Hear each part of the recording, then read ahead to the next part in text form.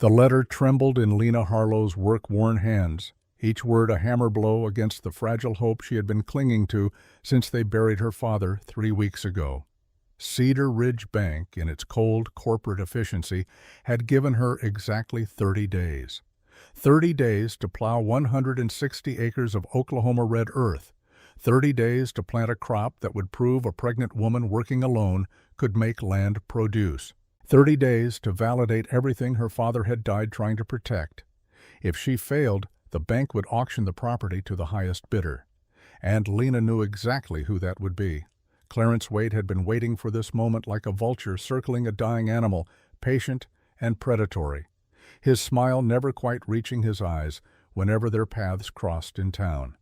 She stood now at the edge of her father's grave, the simple wooden cross already weathering in the relentless May sun. Victor Harlow, died May 1893, beloved father.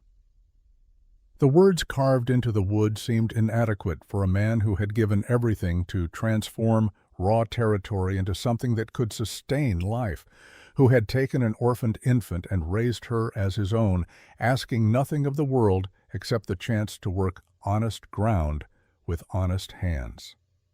Lena folded the letter and placed it on the fresh-turned earth, her gesture both prayer and promise. The wind caught the edge of the paper, making it flutter like something alive trying to escape. She pressed her palm flat against the dirt to hold it down. "I won't let him win, Papa," she whispered, her voice breaking on the last word. "I swear it." The baby inside her chose that moment to kick, a sharp reminder that she was fighting not just for memory and legacy, but for a future she could barely imagine. 7 months pregnant, alone, facing down an impossible deadline and a powerful enemy. The odds were stacked so high against her that a sensible woman would have already started packing. Lena Harlow had never been accused of being sensible. She straightened slowly, one hand supporting her lower back where the constant ache had taken up permanent residence. The homestead spread before her in the afternoon heat, the small wooden house her father had built, board by board. The barn that leaned slightly to the east but had weathered 15 Oklahoma winters. The chicken coop where a dozen hens scratched and muttered their endless complaints about the quality of their accommodations. And beyond that, the fields. 160 acres of possibility and burden stretching toward a horizon that shimmered with heat waves. Most of it still unplowed, waiting for hands and muscle and determination she was not sure she possessed. But she would try. God help her, she would try. 3 weeks earlier, the trying had begun with a scream she did not remember making. Lena had found her father in the east field, tangled in the harness of the plow, his body broken by the massive draft horse that had spooked at something, some shadow or sound or memory of wildness that civilized service could not quite erase. The animal had bolted, dragging Victor and the ancient iron plow across rocky ground until the harness finally broke and the horse thundered away, leaving destruction in its wake. By the time Lena reached him, running with a speed that seemed impossible for someone in her condition, fighting through the stabbing pain in her side and the terror that made her vision narrow to a tunnel, he was already gone. His eyes were open to the merciless sky, one hand still reaching toward the land he had spent his life trying to tame. She had knelt beside him in the red dirt, cradling his head in her lap, and wept until no more tears would come. Then she had walked the 1.5 miles to the Mendoza place and asked Rosa to help her bring her father home. The funeral had been small. Rosa Mendoza, her husband Miguel, doctor, Samuel Bright, and a handful of Mexican families who remembered Victor Harlow as one of the few white men who had treated them with simple human decency. They stood in the spring sunshine and sang hymns in Spanish while Lena stared at the coffin and tried to understand how the world could continue turning when the center of her universe had stopped. Clarence Wade had attended, standing at a respectful distance in his expensive suit, his hat held over his heart in a gesture of mourning that looked practiced and hollow. He had approached her afterward, his handshake lingering just a moment too long, his condolences delivered with the oily smoothness of a man already counting his winnings. "Your father was a complicated man, Miss Harlow," he had said. his pale eyes assessing her condition with an expression she could not quite read. "If you find yourself struggling with the burden of this property, I want you to know I'm prepared to make a generous offer, enough to start fresh somewhere more suitable for a woman in your circumstances." Lena had pulled her hand from his grip, fighting the urge to wipe it on her black mourning dress. "My father didn't die so I could sell his legacy to you, Mr. Wade." Something had flickered behind Clarence's polite mask, something cold and patient and utterly ruthless. "Your father took something from me once, Miss Harlow. I'm simply waiting to take it back." He had tipped his hat and walked away, leaving her with those words like a stone in her stomach. 2 weeks after the funeral, Lena had finally worked up the courage to visit Dr. Bright's office in Cedar Ridge.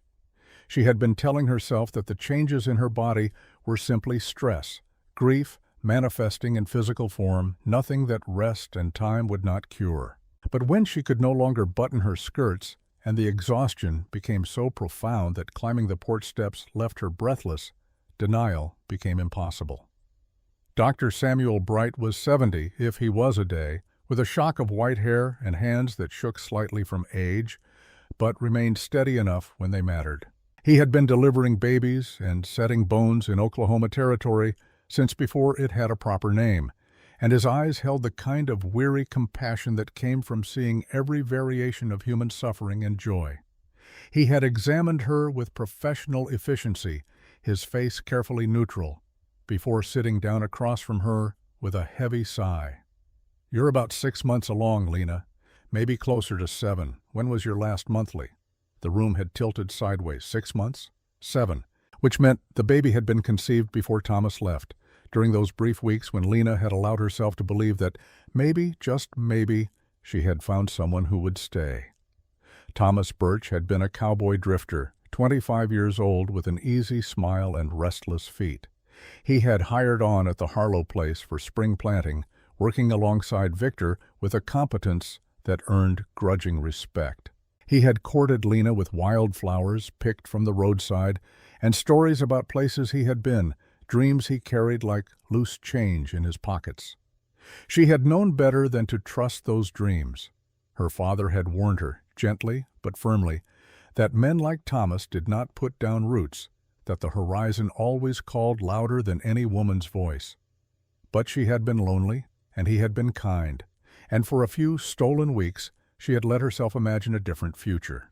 Then Thomas had left to find work in the Texas Panhandle, promising to return before winter with enough money saved to start something real. That had been 4 months ago. The letters she sent to the last address he gave her came back unopened, marked undeliverable. She did not know if he was dead or simply gone, and she was not sure which possibility hurt more. Dr. Bright had waited patiently while these memories crashed over her, then handed her a handkerchief when the tears finally came. "Does anyone else know?" he asked quietly. Lena shook her head, pressing the fabric against her eyes. "I didn't know. I thought it was just grief, making me sick. I thought the weight was from not being able to eat properly." "And the father?" "Gone. Maybe dead. I don't know." The doctor had been quiet for a long moment, his fingers steepled beneath his chin. "Lena, I'm going to speak plainly because you deserve honesty. Carrying a child to term while working a homestead alone is dangerous. Add in the stress you're under, the physical labor required, and you're looking at real risk, to yourself and the baby. What are you suggesting? That you consider your options. You have family elsewhere?" "No one. My father was all I had." "Friends who might take you in until the birth?" Lena had thought of Rosa Mendoza, who had held her hand during the funeral and whispered comfort in Spanish, but the Mendoza family had 6 children of their own and barely enough land to sustain them. She would not add to their burden. "I can manage," she said, hearing the hollow bravado in her own voice. Dr. Bright had leaned forward, his expression gentle but firm. "Lena, pride is a luxury you cannot afford right now. If you try to work that land alone in your condition, you're going to hurt yourself, or worse." She had left his office with a tonic for the morning sickness and advice she had no intention of following. What choice did she have? The land needed working. The bank needed proof of productivity.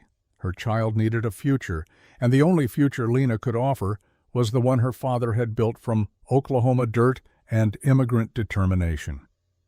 For the next week, she had tried to maintain the impossible, rising before dawn to feed the chickens and milk the cow, spending hours behind the old plow with their remaining draft horse, pushing her body past reasonable limits while the baby grew heavier and the work grew harder. She made it through 7 acres before her body began sending distress signals she could no longer ignore.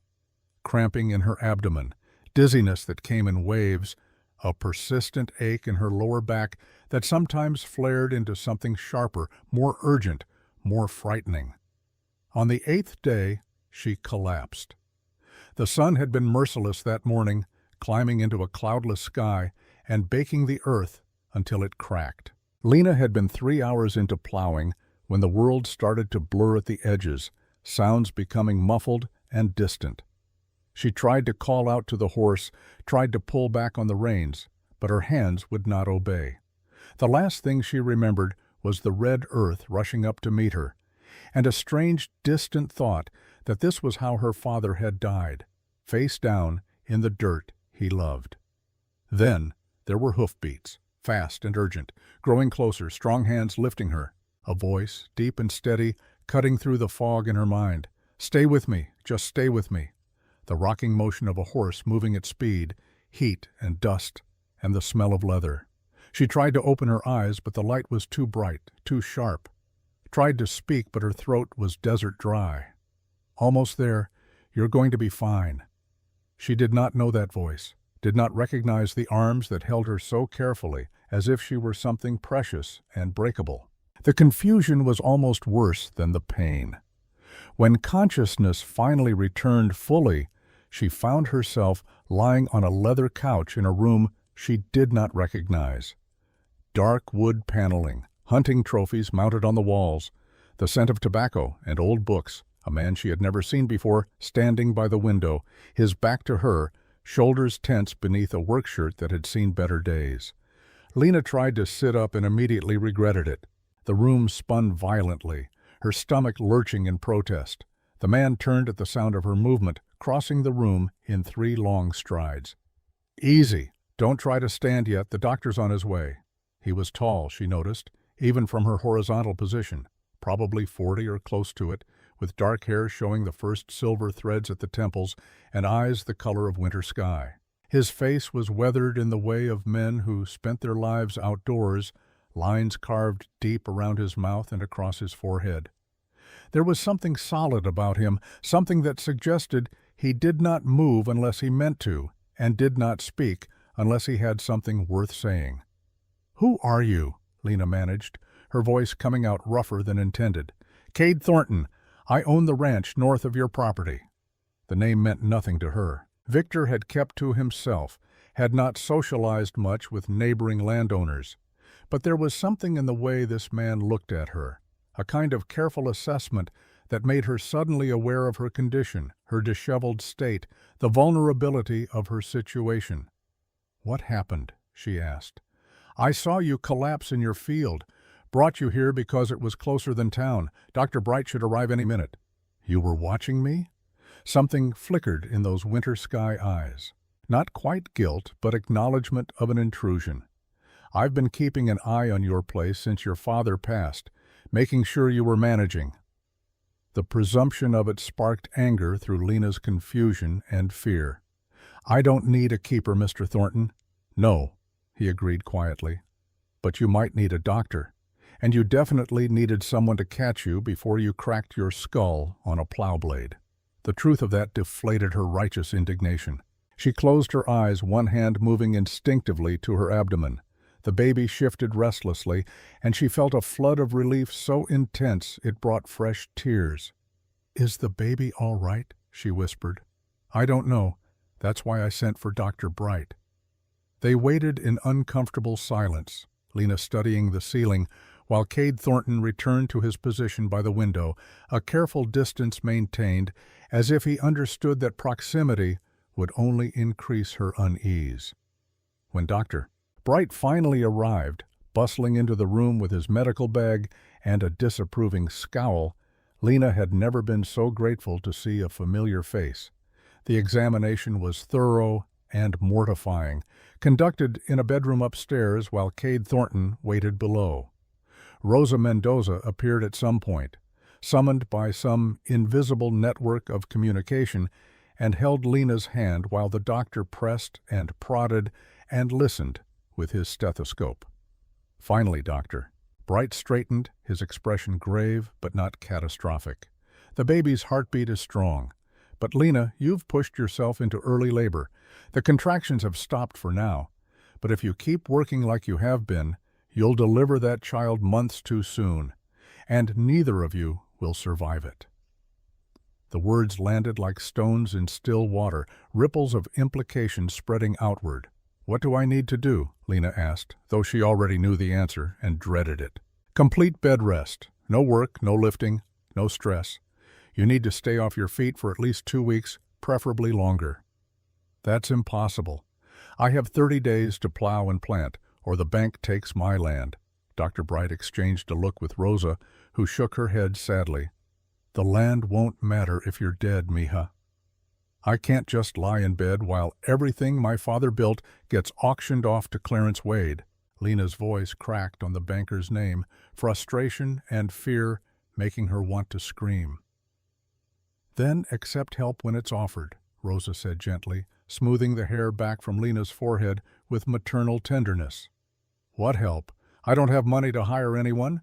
I can barely afford to feed myself, let alone pay workers." "Mr. Thornton has already offered his men," Dr. Bright said quietly. "He's willing to finish plowing your fields and get the crops planted. No charge." Lena stared at him, searching for the angle, the hidden cost. Men like Cade Thornton, men with resources and land and power, did not simply give away labor out of charitable impulse. There was always a price, always strings attached, that you did not see until you were already tangled in them. "Why?" she demanded.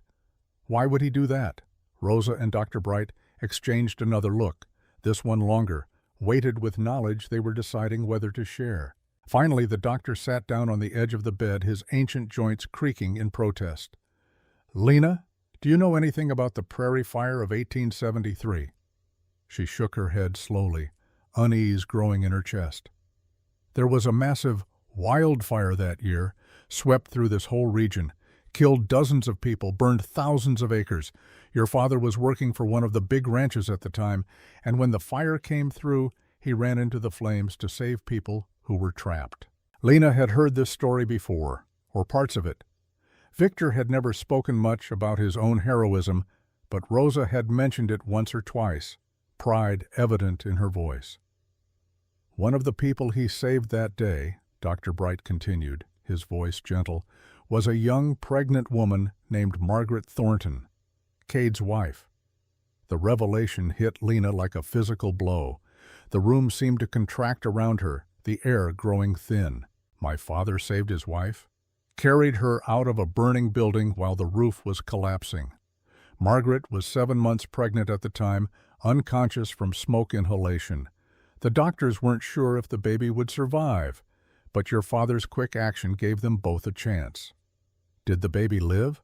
Lena asked, though something in Dr. Bright's expression already suggested the answer. "No. Margaret miscarried 2 months later, the trauma from the fire," the doctor said, "and Margaret herself died 5 years ago from complications of illness. Cade never remarried, never had children." The pieces were falling into place now, creating a picture Lena was not sure she wanted to see. "So he feels he owes my father a debt. A debt he can never fully repay," Dr. Bright agreed. "Victor Harlow saved the woman Cade loved and gave them 2 more years together than they would have had otherwise. Now Cade sees Victor's daughter struggling alone, pregnant, and desperate, and he has the means to help. Can you understand why he might want to?" Lena closed her eyes, pride warring with practicality, independence colliding with necessity. She had spent her entire life watching her father work himself to exhaustion, had seen how the weight of obligation could crush a person's spirit. The thought of owing anyone anything, especially a stranger with his own complicated history of loss, made her want to refuse on principle alone. But there was a child to consider now, a future that extended beyond her own stubborn need to prove she could manage without help. "How much would this cost me?" she asked finally, opening her eyes to meet Dr. Bright's compassionate gaze. "Today? $12 for my services, the pregnancy care moving forward. We can work out payment terms." "And Mr. Thornton's labor?" "He says no charge. Consider it settled business between him and your father." Lena was quiet for a long moment, her hand resting on her abdomen, where the baby had finally settled into stillness. She thought about Victor Harlow running into flames, about the split-second decision to risk everything for a stranger. Her father had never asked for recognition or reward for that act of courage. He had simply done what needed doing because it was right. Maybe accepting help was not weakness. Maybe it was its own kind of courage. "All right," she whispered. "Tell Mr. Thornton I accept his offer." Relief washed over Dr. Bright's weathered features. "Good. You'll stay here at the ranch for the next 2 weeks while you recover. Rosa will make sure you follow orders. I can't impose on Mr. Thornton's hospitality for 2 weeks." "You can and you will," Rosa said firmly, her tone brooking no argument. "Cade has more empty rooms than he knows what to do with, and I could use the company. It's settled, mija." Before Lena could formulate another protest, there was a knock at the door and Cade Thornton entered, his hat in his hands, his expression carefully neutral. "How is she?" he asked Dr. Bright, as if Lena were not right there, conscious and listening. "She'll be fine if she follows orders and stays off her feet. I've explained the situation. She's agreed to accept your help." Cade's eyes shifted to Lena, and she saw something complicated move through them. Relief, certainly, but also a kind of pain that suggested this decision cost him something too, reminded him of failures he could not undo and losses he still carried. "Thank you," Lena said quietly, forcing the words past her pride, "for bringing me here, for offering your men, for whatever debt you think you owe my father." "I don't think I owe him," Cade said, his voice low and rough around the edges. "I know I do. He gave me 2 more years with my wife. That's a gift I can never fully repay, but I can try." He turned to Dr. Bright. "What does she need? Medicine? Special food? I'll have Rosa prepare whatever's necessary." As the 2 men conferred about her care as if she were a child, Lena found herself studying Cade Thornton with new eyes. This man who had been a stranger an hour ago, who had watched her struggle from a distance, who now offered his home and resources to someone he barely knew. There was something broken in him, she realized, some fundamental wound that had never properly healed. The way he held himself, the careful distance he maintained, the shadow that crossed his face whenever Dr. Bright mentioned his late wife. This was a man who had learned to protect what remained of his heart by keeping the world at arm's length. And yet he was opening his door to her, risking that careful isolation for the sake of an old debt and common decency. Lena did not know what to make of Cade Thornton, but as exhaustion finally claimed her, and she drifted into uneasy sleep, she found herself hoping that accepting his help would not prove to be another mistake in a life that seemed full of them. When she woke again, evening had fallen. The room was lit by lamplight, casting warm shadows across unfamiliar walls. Someone had covered her with a quilt that smelled faintly of lavender and old cedar. Through the open window, she could hear the sounds of a working ranch settling in for the night. Horses nickering in their stalls, men calling to each other in Spanish and English, the distant lowing of cattle. Rosa appeared in the doorway, carrying a tray with soup and bread, her round face creased with concern and something softer. "Awake, mija? Good. You need to eat. The baby needs nourishment." Lena accepted the tray gratefully, her stomach reminding her that she had not eaten since early morning. The soup was thick with vegetables and rich with flavor, the bread still warm from the oven. She ate slowly, savoring each bite while Rosa puttered around the room, straightening things that did not need straightening. "This was her room, wasn't it?" Lena asked quietly. "Margaret's." Rosa's hands stilled on the curtains she had been adjusting. "Yes. Cade had me prepare it when he sent word you were coming. I offered to set up one of the guest rooms, but he insisted on this one." "Why?" The older woman was quiet for a moment, her dark eyes distant with memory. "I think because Margaret would have wanted it. She was always bringing home strays, injured animals, people down on their luck. She believed everyone deserved a safe place to heal." Rosa smiled sadly. "And maybe because Cade needs to remember that this room can hold life again, not just ghosts." Lena set down her spoon, no longer hungry despite the excellent food. "Tell me about her." "Margaret." Rosa settled into the chair by the window, her hands folding in her lap in the way of women accustomed to long stories and patient listening. She was light, that one.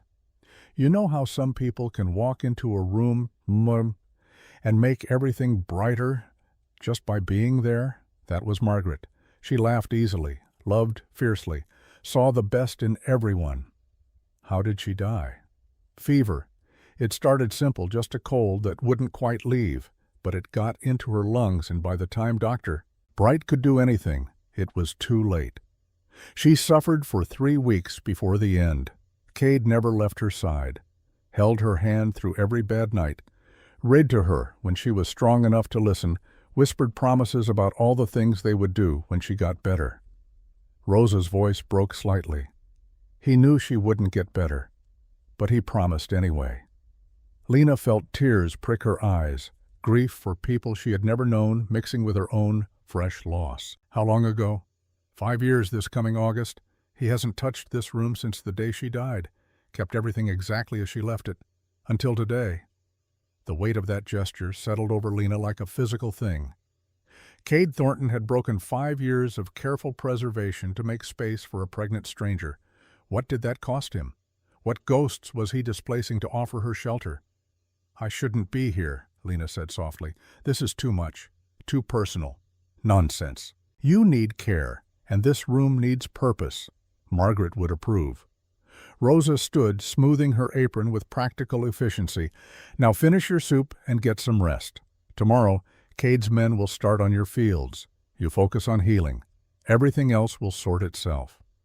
After Rosa left, Lena lay in the gathering darkness and tried to imagine the woman who had lived in this room, who had chosen the wallpaper with its delicate rose pattern, who had arranged the furniture just so to catch the morning light. A woman her father had saved. A woman who had loved and been loved by the complicated man offering Lena sanctuary. The baby kicked, a gentle reminder that the past was past and the future was coming, whether she was ready or not. Lena placed both hands on her swollen abdomen and made another promise to add to all the others. "I'll get through this," she whispered to the child who could not yet hear her. "I'll keep the land.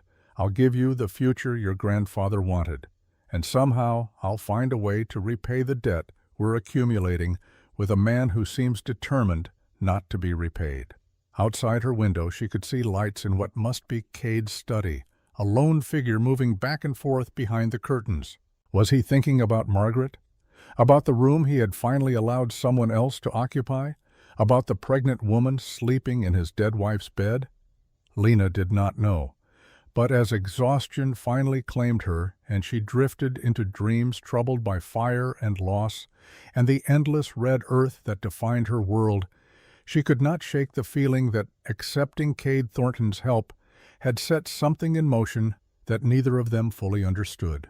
Outside, the Oklahoma night sang its ancient song of wind and stars and land that remembered everything, forgot nothing, and waited patiently to see what desperate humans would do when survival required more than pride could offer. 8 days had passed since Lena Harlow collapsed in her field, and in that time the world had shifted in ways both profound and subtle. She woke each morning in Margaret Thornton's room to the sound of men working her land, the rhythmic calls and responses of Cade's crew creating a soundtrack of industry and purpose. Through her window she could watch the progress they made, acres of red earth turned and prepared, furrows straight as rifle shots stretching toward the horizon. Rosa had proven herself a benevolent tyrant when it came to enforcing Dr. Bright's orders. 3 times Lena had tried to venture downstairs to help with cooking or cleaning, some useful occupation to justify her presence in this house. 3 times Rosa had physically blocked her path, hands on ample hips, scolding in rapid Spanish that needed no translation. El doctor says rest, so you rest, mija. The work will still be there when you're strong enough. Right now, your only job is growing that baby.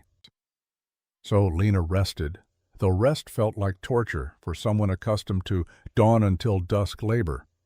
She sat in the chair by the window and watched Cade's ranch operate with the smooth efficiency of a well-tuned machine. She read books from Margaret's collection, discovering a woman who loved poetry and philosophy in equal measure. She listened to Rosa's stories about the early days of the territory, when Oklahoma was still wild enough that survival required more courage than most people possessed. And she tried not to think about the calendar, about the days ticking away toward the bank's deadline like a clock counting down to execution. On the evening of the 8th day, Cade knocked softly on her door just as the sun was painting the western sky in shades of amber and rose. Lena had been dozing, the book of Wordsworth poems open on her lap, when his voice pulled her back to wakefulness. "Miss Harlow, may I come in?" She straightened quickly, suddenly conscious of her disheveled appearance, her unbound hair falling loose around her shoulders. "Yes, of course." He entered with the careful movements of a large man trying not to take up too much space, hat in hand as always, his eyes not quite meeting hers.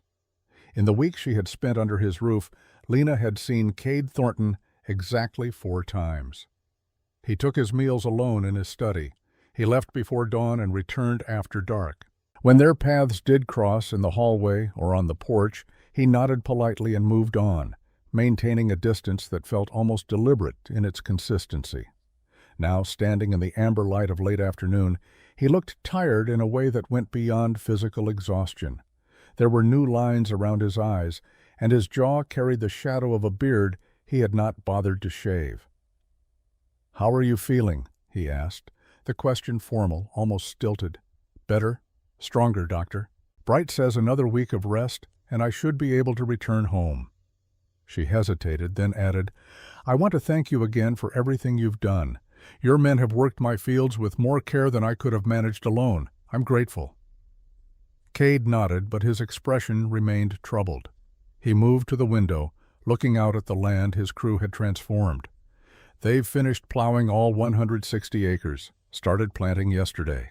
Wheat and corn mostly, with some sorghum on the rocky sections. If the weather holds, you should have a decent harvest come fall." "That's wonderful news."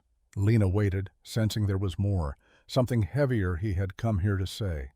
He turned to face her, and she saw genuine anguish in his winter sky eyes. "Lena, there's been a development. I need to tell you something, and I need you to stay calm when you hear it." Fear spiked through her chest. "What's happened? Is it the baby?" "No, nothing like that. It's about your land, about Clarence Wade." The name alone was enough to make her stomach clench. "What about him?" Cade pulled a folded document from his jacket pocket, his movements slow and reluctant. "He came to see me 3 days ago. Brought this with him. I've been trying to verify its authenticity, but my lawyer confirmed it this morning. I'm sorry, Lena. I'm so sorry." He handed her the paper, and she unfolded it with trembling hands. The legal language was dense and confusing, but certain phrases leaped out with brutal clarity. Promissory note, $300. Victor Harlow, debtor. Clarence Wade, creditor. Payment due upon death of borrower, with 10% annual interest compounded. The date on the note was June 15, 1883, 10 years ago. Lena read it twice, then a third time, her mind refusing to accept what her eyes were seeing. My father borrowed money from Clarence Wade? According to this document, yes. $300 to purchase seed and equipment after a bad harvest year. The note specifies payment due upon his death, with interest accumulating until then. She did the mathematics quickly, her father's training in practical numbers serving her even through the panic. $300 at 10% interest over 10 years, compounded annually. The total would be staggering, far more than she could ever hope to pay. How much does he claim I owe? Cade's voice was gentle, but the numbers were merciless. $750. He's willing to settle for the land itself, transfer of title in lieu of cash payment. Says it's the compassionate option, given your circumstances. $750. It might as well have been $7 million. Lena would never see that much money in her lifetime. Even if she sold every animal, every piece of equipment, every stick of furniture her father owned, she would not come close. "This can't be real," she whispered. "My father never mentioned owing Clarence anything. He hated debt.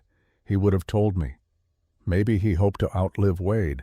Maybe he thought he'd find a way to pay it off before it came due." Cade moved closer, his expression pained. "Or maybe he did pay it, and Wade is lying about it." Hope flared in Lena's chest. "Do you think that's possible?" "I think Clarence Wade is capable of almost anything when it comes to getting what he wants. But proving fraud is difficult without evidence. I've had my lawyer searching for records, asking around town to see if anyone remembers your father making any large payments 10 years ago. So far, we've found nothing." Lena stood abruptly, pacing the small room like a caged animal, one hand pressed to her lower back where the familiar ache had returned. "There has to be something. Papers, receipts, bank records. My father kept meticulous accounts. If he paid this debt, there would be documentation. Then we need to find it. I've given you 8 days, Lena. How many do you have left before the bank's deadline?" She calculated quickly, the numbers a countdown to disaster. 22 days. But if Clarence can claim I owe him $750, he can place a lien on the property immediately. Even if I meet the bank's requirements for productive use, he can still take the land to satisfy the debt. Exactly. Which is why I came here tonight. Cade took a deep breath, his hands clenching and unclenching at his sides. "There's a way to stop him. It's not perfect, and it requires you to trust me in a way you probably shouldn't. But it would work." "What way?" He met her eyes directly for the first time since entering the room, and what she saw there was determination mixed with something that looked almost like fear. "Marry me." The words hung in the air between them, absurd and impossible. Lena actually laughed, a sharp bark of sound with no humor in it. "What?" "If we marry, your property becomes part of a marital estate. Clarence can't place a lien without suing both of us, and I have resources to fight him in court. More importantly, I have lawyers who are very good at finding holes in documents, like that promissory note." Lena shook her head, still trying to process what he was suggesting. "You can't be serious. We barely know each other." "I know you're brave and stubborn and fighting for something that matters. You know I owe your father a debt I can never fully repay. That's more than most marriages start with." "Most marriages start with love, Mr. Thornton." Something flickered across his face, pain and memory intertwining. "And look how well that worked out for me. Margaret and I married young, caught up in romance and passion. We had to learn partnership the hard way, through loss and grief. Maybe starting with honesty and practical need is better than starting with illusions that can't survive reality." Lena pressed both hands to her temples, trying to organize thoughts that scattered like startled birds. "This is insane. Even if I agreed, which I haven't, what would you get out of this arrangement? You'd be taking on a pregnant woman, a child that isn't yours, and a legal battle with one of the most vindictive men in the territory. Why would you do that?" Cade was quiet for a long moment, his gaze returning to the window, to the land beyond that held so much history and promise and threat.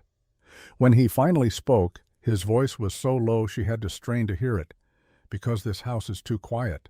Has been for 5 years. Rosa worries about me, says I'm turning into a hermit, and she's probably right. I've been living in the past, Lena, surrounded by ghosts and memories. Maybe it's time I built something new." He turned back to her, his expression raw and unguarded. "I'm not asking you to love me. I'm asking you to let me help you in a way that also helps me. A partnership. Nothing more, unless you want it to be." "And what about the child?" Lena's hand moved instinctively to her abdomen. "You'd claim Another man's baby is yours?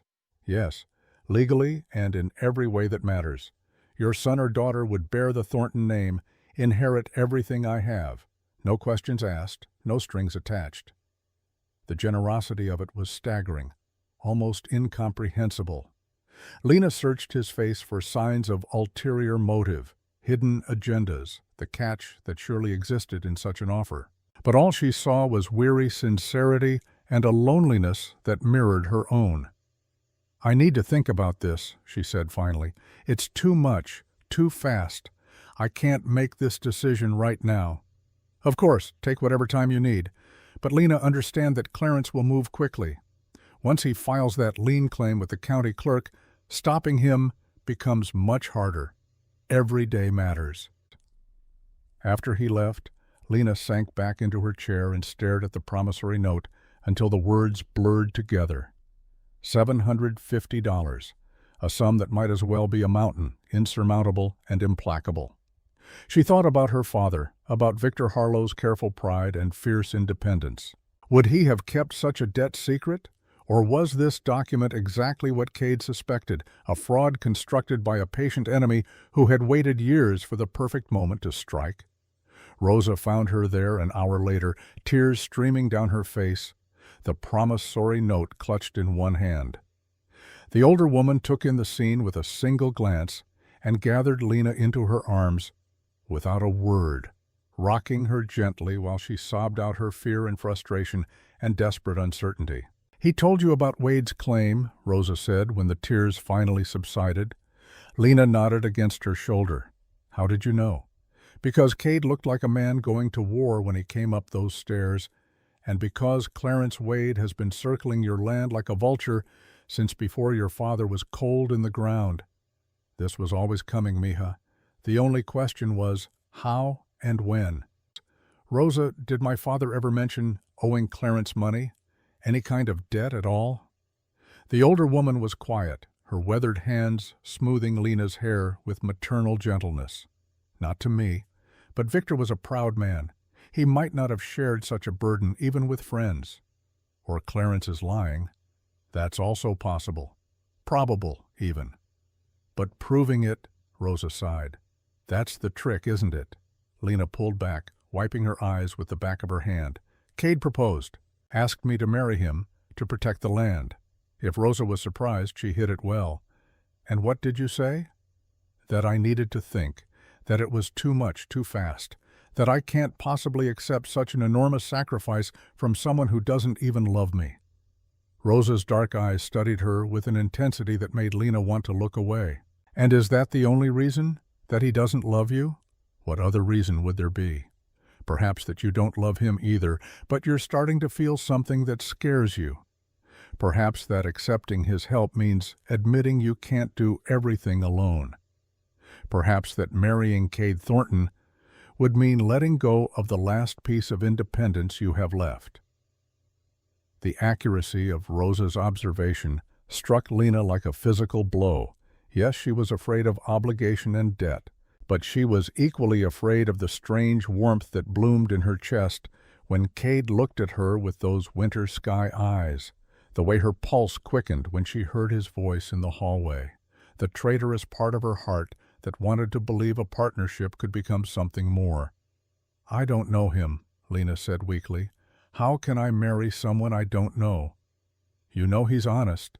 You know he keeps his word. You know he's grieving something he lost 5 years ago and hasn't figured out how to live again." Rosa took Lena's hands in hers, squeezing gently. "Sometimes knowing someone's pain is more important than knowing their favorite color or what makes them laugh. The small things come with time.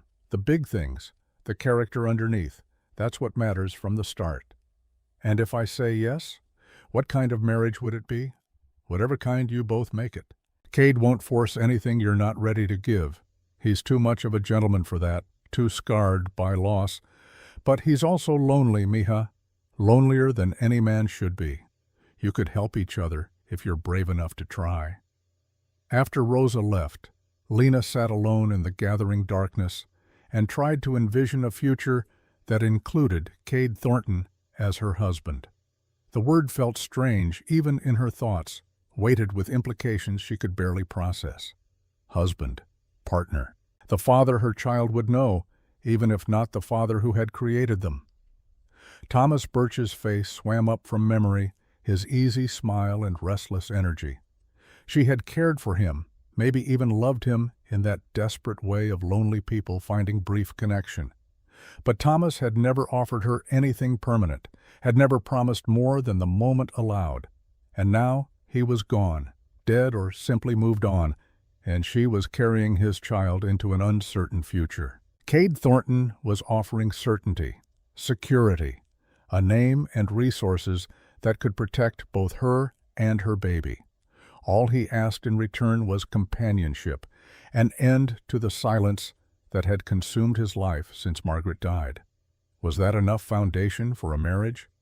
Lena thought about the marriages she had witnessed growing up. Her father had never remarried after her mother's death, but she had seen other unions in the territory. Some were love matches that burned bright and consumed themselves. Others were practical arrangements that grew into genuine affection over years of shared struggle. And some remained business transactions, two people occupying the same space without ever truly connecting. Which kind would her marriage to Cade become? She did not know. But as she prepared for bed that night, washing her face in the porcelain basin that had once belonged to Margaret, wearing a nightgown Rosa had altered to fit her expanding figure, Lena found herself thinking about courage and what forms it could take. Running into burning buildings to save strangers was one kind of courage. Her father had possessed that in abundance. But maybe accepting help when you desperately needed it, trusting someone you barely knew with your future and your child's future, choosing vulnerability over the illusion of self-sufficiency, maybe that was courage too. The next morning, Lena woke with her decision made. She found Cade in the barn, mucking out stalls with the kind of focused intensity that suggested he was working off some powerful emotion. He looked up when her shadow fell across the doorway, surprise and something else, something almost like hope, flickering across his features. "You shouldn't be out of bed," he said, setting aside his pitchfork. "Dr. Bright said another week of rest. I needed to talk to you. It couldn't wait." He moved closer, wiping his hands on his work pants, his expression guarded now, braced for rejection. "All right." Lena took a deep breath, one hand resting on her abdomen where the baby had begun its morning acrobatics. "I have conditions. If we do this, if we marry, I need certain things guaranteed." She watched his throat work as he swallowed. "Name them." "My land stays separate. When this is over, when Clarence is defeated or gives up or dies, I want my property to remain mine. My son or daughter inherits what my father built, not your holdings." "Agreed. I'll have the papers drawn up to ensure it's legally protected." "And we maintain separate bedrooms. This is a partnership, not a real marriage. Not unless," she faltered, heat rising in her cheeks, "not unless both of us want it to be." Something in his eyes softened, a tension she had not even realized was there, loosening slightly. "Of course, I would never expect or demand anything you're not ready to give freely." "Then yes, I'll marry you." "Marry? For the land, for the baby, for whatever practical reasons make this necessary. But Cade, I need you to understand something." "What's that?" "I can't be, Margaret. I won't even try. If you're looking for a replacement for what you lost, you'll be disappointed." Pain crossed his face, sharp and immediate, but he did not look away. "I'm not asking you to be Margaret. I'm asking you to be Lena, the woman who refused my help even when she was desperate. The woman who would rather collapse in a field than admit she needed assistance. The woman brave enough to raise a child alone in a territory that eats the weak alive." He paused, then added quietly, "I don't want a ghost, Lena. I want a partner, someone real, someone who can help me remember how to be alive instead of just surviving." The raw honesty in his words took her breath away. For the first time since entering this barn, Lena saw past Cade Thornton's careful control to the lonely, grieving man underneath. A man who had been marking time for 5 years, going through the motions of living without actually experiencing life. Maybe Rosa was right. Maybe they could help each other. "All right," she said softly. "Let's do this before I lose my nerve." A smile ghosted across Cade's face, there and gone so quickly she almost missed it. "I'll send word to Reverend Morrison. We can be married tomorrow if you're willing. The sooner we make this legal, the sooner we can start fighting Clarence's claim." Tomorrow. Lena's stomach dropped at the speed of it all, the way her life was changing in the space of a single conversation. But Cade was right about urgency. Every day they waited was another day for Clarence to solidify his position, to make his fraudulent claim harder to contest. "Tomorrow, then," she agreed, and sealed her fate with two words that felt both terrifying and inevitable. The wedding preparations were minimal, befitting the practical nature of the union. Rosa insisted on altering one of her own good dresses for Lena to wear, a deep blue cotton that brought out the color in her eyes. Dr. Bright was summoned to serve as witness, along with Miguel and two of Cade's ranch hands who spoke limited English but understood the gravity of what was happening. Reverend Morrison arrived just after noon the following day, a kindly man in his 60s who had presided over most of the significant ceremonies in Cedar Ridge for the past 20 years. If he was surprised by the rushed nature of the wedding or the visible condition of the bride, he hid it well. They gathered in the front parlor of the Thornton ranch, a room Lena had never entered before. It was formally decorated in the Victorian style, with heavy furniture and dark wallpaper that suggested Margaret's touch. A portrait hung over the fireplace, a beautiful woman with golden hair and gentle eyes, looking down at them with an expression Lena could not quite read. Approval? Sorrow? Blessing?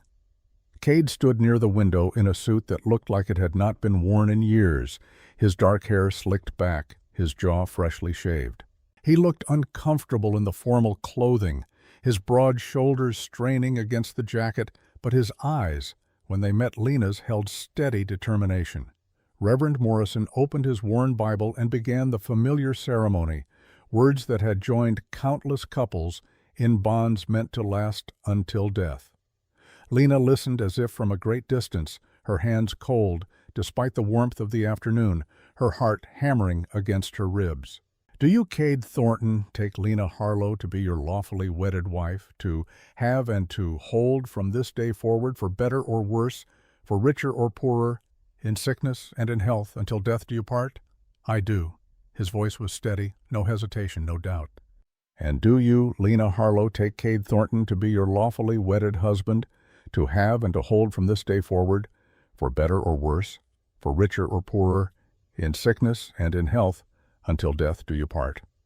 The moment stretched, suspended between possibility and commitment. Lena thought about her father, about Thomas, about the child growing inside her, who deserved stability and security. She thought about Cade's lonely eyes and Rosa's gentle wisdom and the land her father had died trying to protect.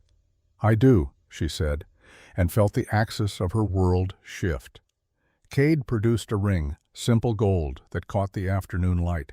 He slid it onto her finger with careful precision, his hands warm and slightly rough against hers. The metal felt foreign, a weight she would have to grow accustomed to. "By the power vested in me by the Oklahoma Territory, I now pronounce you husband and wife. Cade, you may kiss your bride." Cade's eyes asked permission even as he leaned forward, giving her every opportunity to turn away. But Lena held still as his lips brushed hers, a kiss so gentle and brief it barely qualified as contact.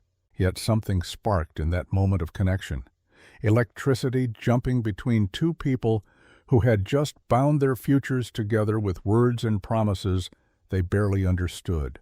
When he pulled back, his expression was unreadable, but Lena thought she saw color rising in his cheeks. Rosa produced champagne she had been saving for a special occasion, and they toasted the new union with forced cheer, while Reverend Morrison beamed and Dr. Bright looked on with grandfatherly approval. The Mexican ranch hands clapped and called out blessings in Spanish, their enthusiasm genuine even if the circumstances were unusual. Through it all, Lena felt disconnected from her own body, watching the scene as if from outside herself. That woman in the blue dress accepting congratulations, that was her. That tall man with the winter sky eyes standing protectively at her side, that was her husband now. The word felt impossible even in her thoughts. After the ceremony, after the well-wishers had departed and Rosa had cleaned up the minimal celebration, Lena found herself alone with Cade for the first time as his wife. They stood awkwardly in the front hallway, the house settling into evening quiet around them. "Your room is ready," Cade said finally, his hands in his pockets, his gaze fixed somewhere over her left shoulder. "Same one you've been using. I moved your things from your father's house earlier this week. Rosa organized everything." "Thank you. That was thoughtful. If you need anything, my room is at the end of the hall. Just knock." The careful distance in his words was both reassuring and oddly disappointing. This was what she had asked for: separate bedrooms and partnership without pressure. So why did part of her feel rejected by his scrupulous respect for their agreement? "Cade," she said as he turned to go, "what happens now? With Clarence, I mean. Do we just wait for him to make his next move?" He faced her again, and she saw the strategist behind the grieving widower, the man who had built a successful ranch through intelligence and careful planning. "Tomorrow I file our marriage certificate with the county clerk. I also have my lawyer, Mrs. Beatrice Lowell, prepare a formal challenge to Wade's promissory note. We'll demand he produce evidence of the original transaction, witnesses if they exist, any documentation beyond that single piece of paper. Will that stop him? It will slow him down, force him to show his hand. And while he's scrambling to justify his claim, we'll be searching for proof that your father paid the debt. Someone must remember something, Lena. Money doesn't change hands in a territory this small without people noticing." She nodded, drawing strength from his confidence, even as doubt gnawed at her. "And if we can't find proof? If Clarence's claim holds up?"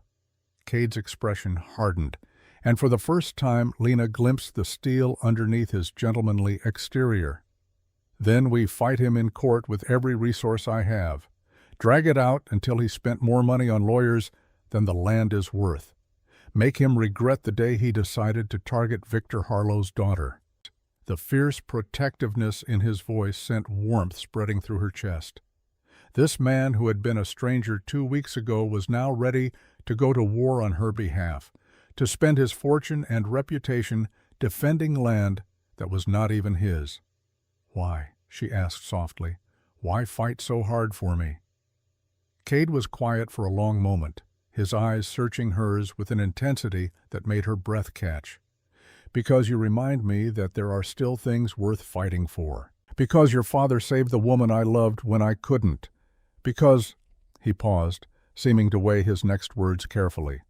"Because when I look at you, Lena, I see someone who refuses to give up no matter how impossible the odds. That kind of courage deserves protection, deserves partnership." Before she could respond, before she could process the layered meanings in his confession, a sharp knock at the front door shattered the moment. Cade frowned, moving to answer it while Lena remained frozen in the hallway, her new ring heavy on her finger. The voice that drifted back was familiar and unwelcome. Clarence Wade, speaking with the oily politeness that barely concealed his malice. "Good evening, Thornton. I heard congratulations are in order. You and Miss Harlow, or should I say Mrs. Thornton now, tied the knot today. News travels fast." Cade's voice was arctic, barely civil. "In a territory this size, everything travels fast. I wanted to stop by and offer my best wishes, also to make sure you understood the situation regarding the promissory note." Lena moved closer, drawn by morbid curiosity and the need to face her enemy directly. Clarence stood on the porch in his expensive suit, his pale eyes gleaming with satisfaction that made her skin crawl. "We understand perfectly," Cade said. "My lawyer will be contesting your claim first thing Monday morning. I suggest you prepare to provide substantial evidence of this alleged debt." Clarence's smile never wavered. "Oh, I have evidence, more than enough to satisfy any court. But I'm not an unreasonable man, Thornton. I'm willing to negotiate. Perhaps we could come to some arrangement that would spare everyone the ugliness of litigation." "I'm not interested in your arrangements." Not even if I told you there's more at stake here than a simple debt? Clarence's gaze shifted to Lena, lingering on her condition with an expression that made her want to step back into the shadows. There are things about Victor Harlow that his daughter doesn't know, secrets that might change how she feels about defending his precious legacy. Lena found her voice, stepping forward to stand beside Cade. My father was a good man. Whatever lies you're about to tell won't change that. Lies? My dear Mrs. Thornton, I'm talking about truth. Uncomfortable, messy truth that Victor kept hidden for very good reasons. Clarence reached into his jacket and produced an envelope, yellowed with age. But perhaps you should hear it from him directly. A letter he wrote to me in 1883, around the time he borrowed that $300. Makes for fascinating reading. He held out the envelope, and Lena took it with trembling hands despite every instinct, screaming not to trust anything this man offered. The handwriting on the outside was her father's. She recognized it immediately. Victor's careful script, each letter formed with the precision of someone who had learned to write later in life. I'll leave you to read that in private, Clarence said, his smile widening. We can discuss terms after you've had time to digest its contents. I think you'll find I'm being quite generous, all things considered. Good evening to you both. He tipped his hat and walked away, leaving Lena clutching the envelope like it might explode in her hands. Cade gently guided her back inside, closing the door against the gathering darkness. You don't have to read it. Whatever's in there, Clarence obviously wants you to see it, which means it's probably designed to hurt you. Then I need to know what ammunition he has. Lena broke the seal with fingers that would not stop shaking, unfolding paper that felt brittle with age. The letter was short, written in her father's careful hand, dated June 1883, as Clarence had claimed. Clarence, I am writing to acknowledge the loan of $300 you provided today. I understand the terms as we discussed them, payment due upon my death with 10% interest annually. I also understand and accept the additional condition that I never speak of the reason for this loan to my daughter or anyone else in the territory. Some secrets are better left buried. You have my word that what happened in 1873 will remain between us. Victor Harlow. Lena read it 3 times, her mind reeling. What happened in 1873? The year of the prairie fire. The year her mother died, giving birth to her. What does this mean? She whispered, looking up at Cade with eyes that burned with unshed tears. What happened in 1873 that my father felt he needed to keep secret? Cade's expression was grim, his jaw tight with barely controlled anger. I don't know, but whatever it is, Clarence is using it as leverage, trying to make you doubt your father, weaken your resolve to fight for the land. It's working. Lena sank onto the settee, the letter falling from her nerveless fingers. All these years, I thought I knew him, thought he told me everything that mattered, but he borrowed money from Clarence Wade and never mentioned it. Agreed to keep some secret about 1873, the year my mother died. What if everything I believed about him was wrong? Or what if he was protecting you from something? Cade knelt in front of her, his hands covering hers where they twisted in her lap. Lena, your father saved my wife from a burning building. He took in a motherless child and raised her alone in a territory that chewed up strong men and spit them out. Whatever this secret is, whatever happened in 1873, it doesn't erase the man he was. She wanted to believe him, needed to believe him, but doubt had taken root in her chest, growing tendrils of uncertainty that choked her conviction. Rosa appeared in the doorway, took one look at Lena's face, and immediately moved into action. Mija, you need rest. This has been too much excitement for one day. Come, let me help you upstairs. Lena allowed herself to be led away, her mind churning with questions that had no answers. Behind her, she heard Cade pick up the letter, heard his sharp intake of breath as he read it. That night, lying in Margaret's bed wearing Margaret's nightgown and Margaret's wedding ring on a chain around her neck because it had felt wrong to remove it immediately, Lena stared at the ceiling and tried to reconcile the father she remembered with the man who kept secrets significant enough to require loans in silence.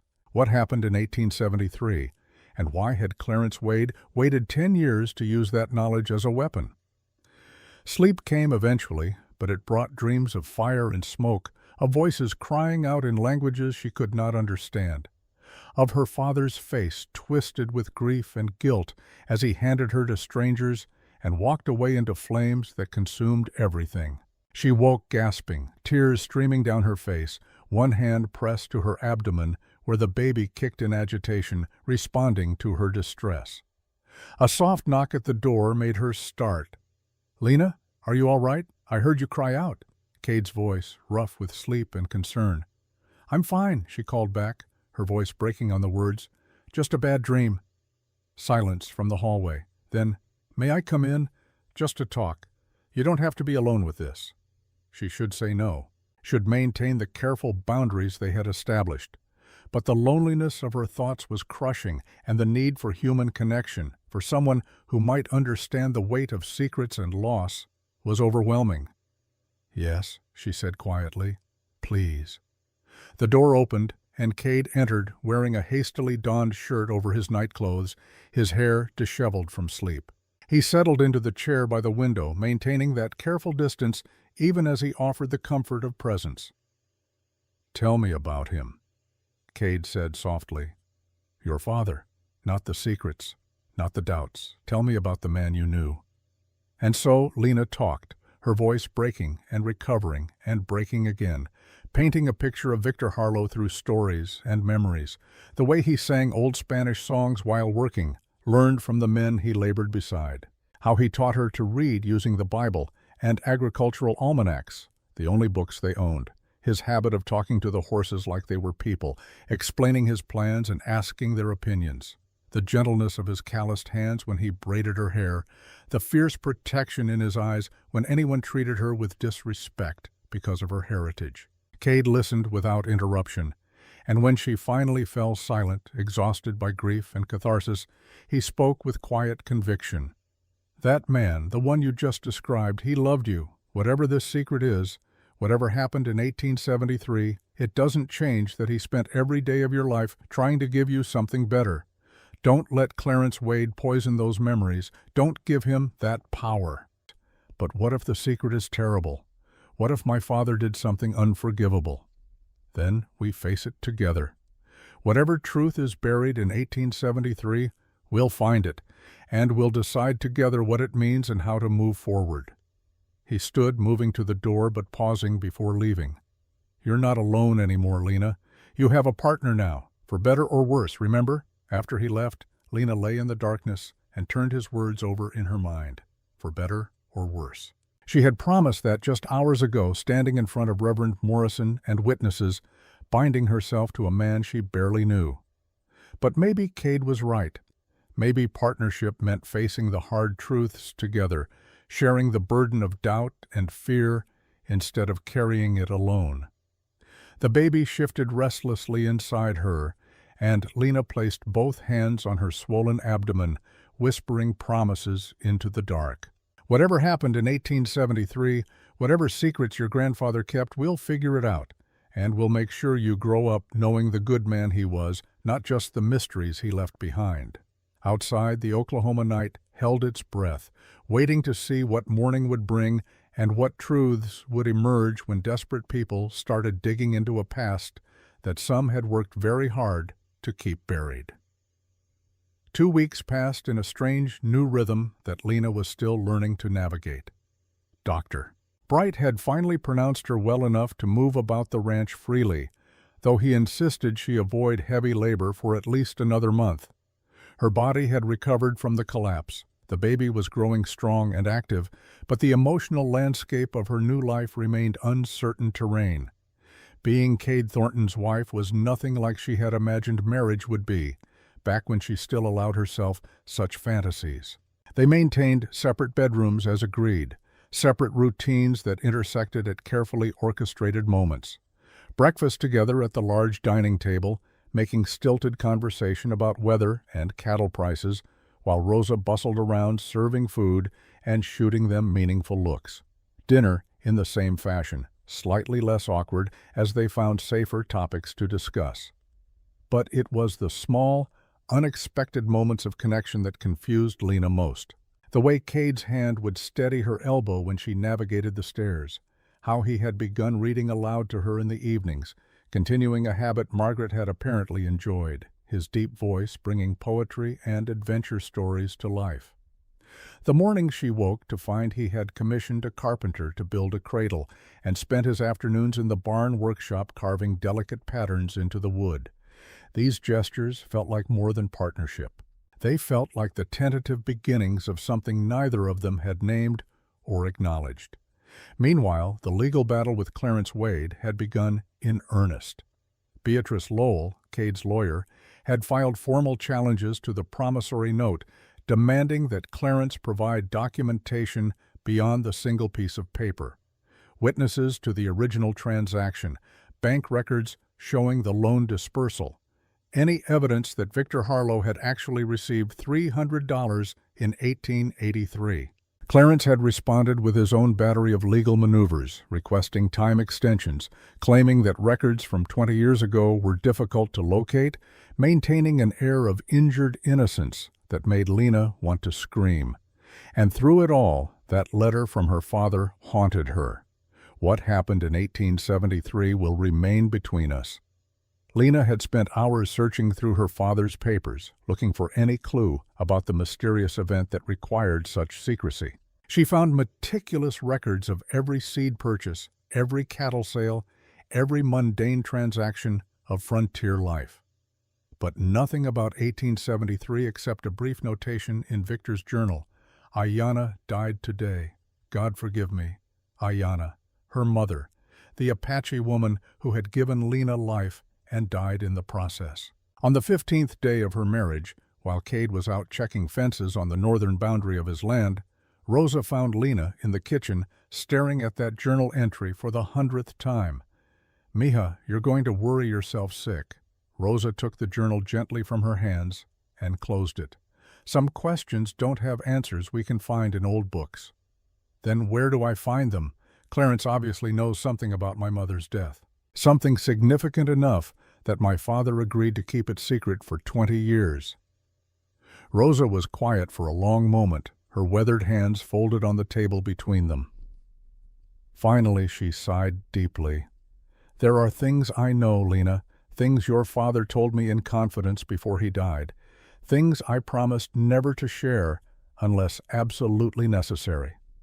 Lena's heart began to race. "Tell me, please, Rosa, I need to understand." "Are you sure? Some truths are harder to live with than mysteries." "I'm sure." Rosa stood and poured them both coffee, the ritual giving her time to organize thoughts she had clearly kept buried for years. When she finally sat back down, her dark eyes were gentle but resolute. "Your mother, Ayanna, she was not just some random Apache woman your father met and married. She worked for the Thorntons, for Margaret and Cade, back when they were newly married and building this ranch." The revelation hit Lena like a physical blow. "My mother worked here? In this house?" "Yes, she was Margaret's personal attendant, helped with cooking and cleaning. Your mother was educated, spoke perfect English alongside Apache and some Spanish. She and Margaret became genuine friends, unusual for that time and place." "And my father? How did he meet her?" "Victor was working as a ranch hand here too. That's how Cade knew him, long before the fire. Your parents fell in love despite the social barriers, despite the danger it posed to them both.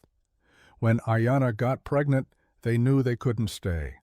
Mixed-race relationships were barely tolerated, and a baby would have made them targets." Lena felt tears burning in her eyes. "So they left? Ran away together?" "They were planning to. Victor had saved enough money to homestead his own piece of land, far enough from the Thornton ranch that they could live quietly. But then the fire happened." Rosa paused, her own eyes distant with memory. "May 14th, 1873. A prairie fire started by lightning, spread fast across the grasslands. It reached the Thornton property before anyone could organize a proper defense. Margaret was 7 months pregnant, trapped in the main house when the flames surrounded it. Ayanna was 8 months along with you. And my father saved them both?" He tried, Victor ran into that burning building and carried Margaret out first because she was unconscious from the smoke. Cade was on the other side of the property, trying to save the livestock, didn't even know his wife was in danger until Victor brought her out. Lena waited, dread building in her chest as Rosa's expression grew pained. By the time Victor went back for Ayanna, the roof was starting to collapse. He found her in Margaret's room, trying to save some of her mistress's belongings. The smoke inhalation, the stress, the fear, it all triggered early labor. Victor got her out, but barely. They made it to the barn before the baby started coming, and my mother died in childbirth. Yes and no. Rosa took Lena's hands in hers, squeezing gently. Ayanna delivered you safely. You were small but healthy, crying loud enough to wake the dead. But the smoke damage to her lungs, combined with the strain of early labor, it was too much. She lived long enough to hold you, to name you, to make Victor promise he would raise you to be strong and brave. Then she died in his arms, while the world burned around them. The image was almost too much to bear. Lena pressed both hands to her mouth, trying to hold back the sobs that wanted to tear free.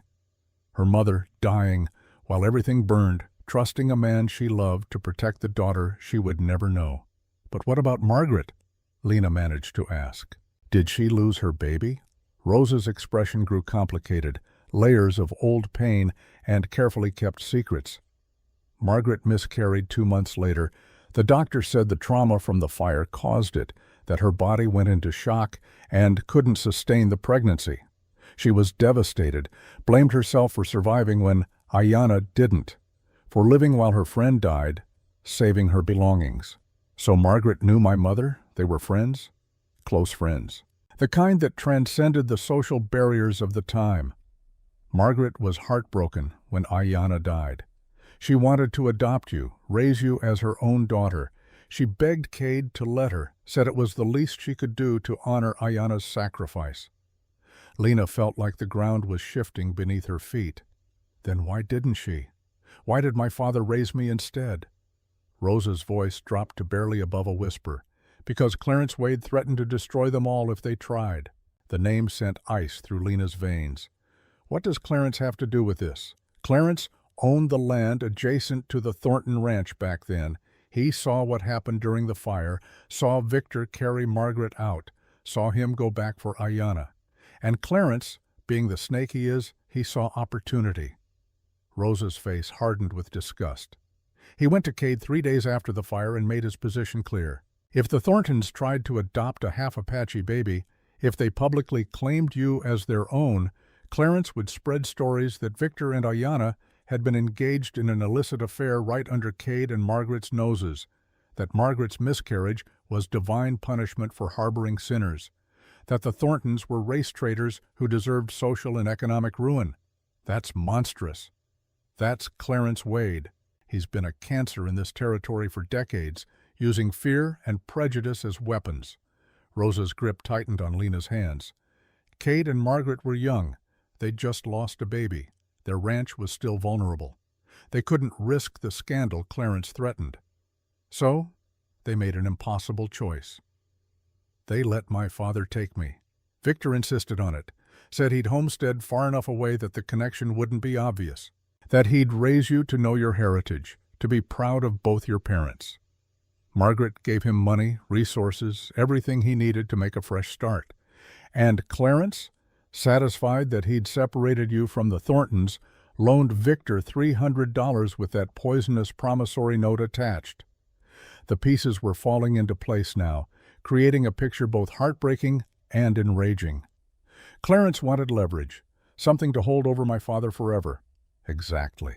And the secret clause in that loan, the one requiring Victor never speak of what happened in 1873, that was Clarence ensuring none of them could ever expose his blackmail without destroying their own reputations.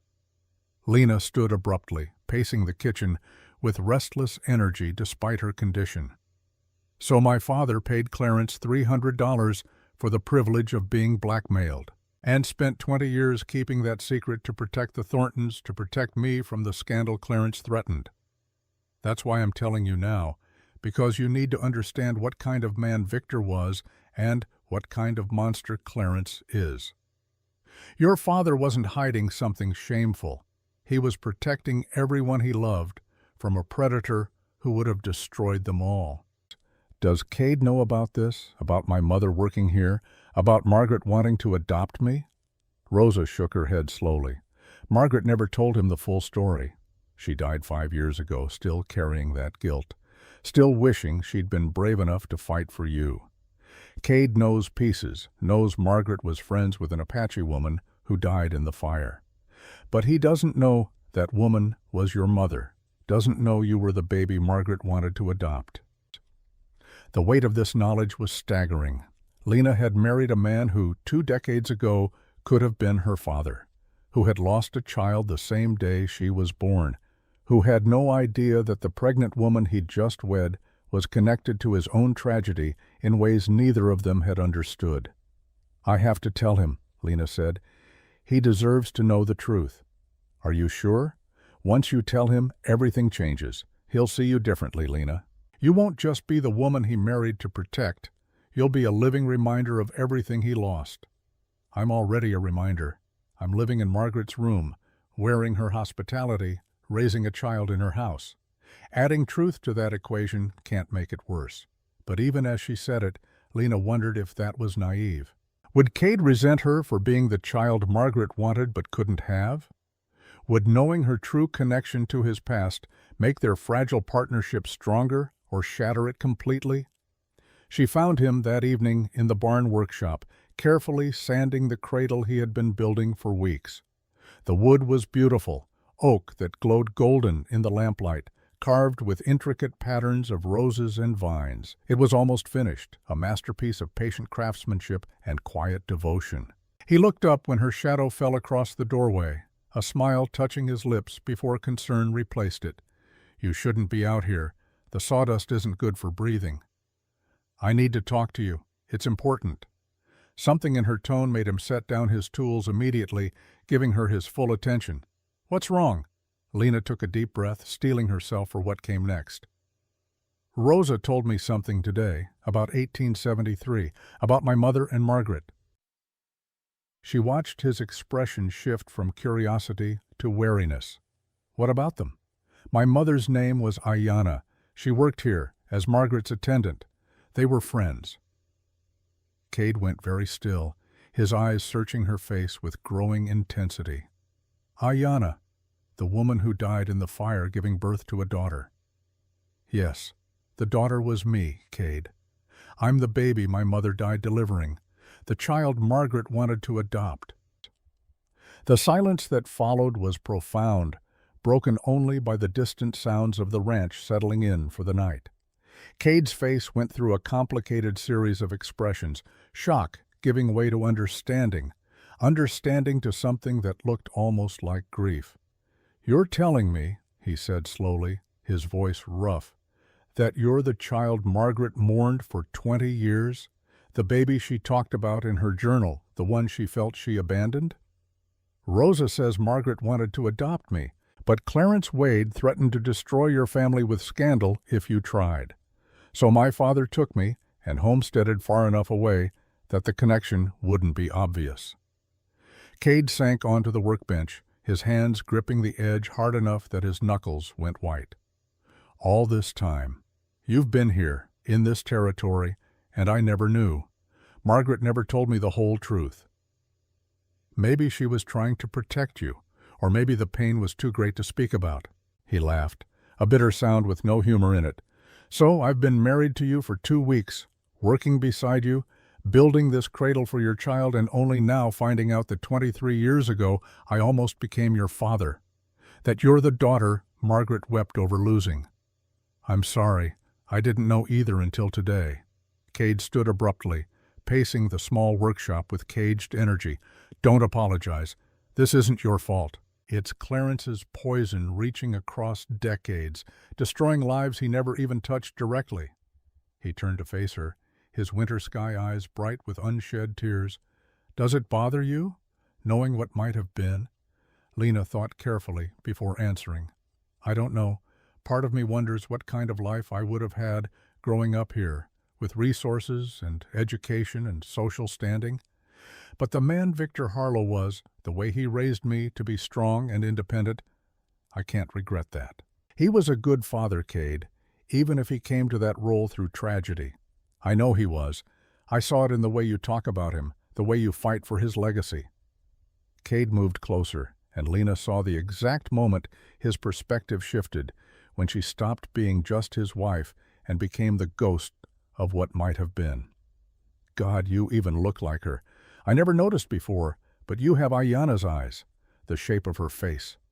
You remember her that well? She worked in my house for 3 years. Of course I remember her. She was kind, capable, made Margaret laugh when grief tried to consume her after the first miscarriage. His hand reached out, almost touching Lena's face before dropping back to his side. Margaret would be so happy to know you survived, that Victor raised you well. She carried the guilt of your separation until the day she died. Then we both have ghosts we're living with, Lena said softly. The question is whether knowing the truth makes us closer or pushes us apart. Cade was quiet for a long moment, studying her with an intensity that made her breath catch. I think, he said finally, it makes everything more complicated, but also more honest. I married you thinking I was helping a stranger in need. Now I find out you're connected to my past in ways I never imagined. That changes things. How?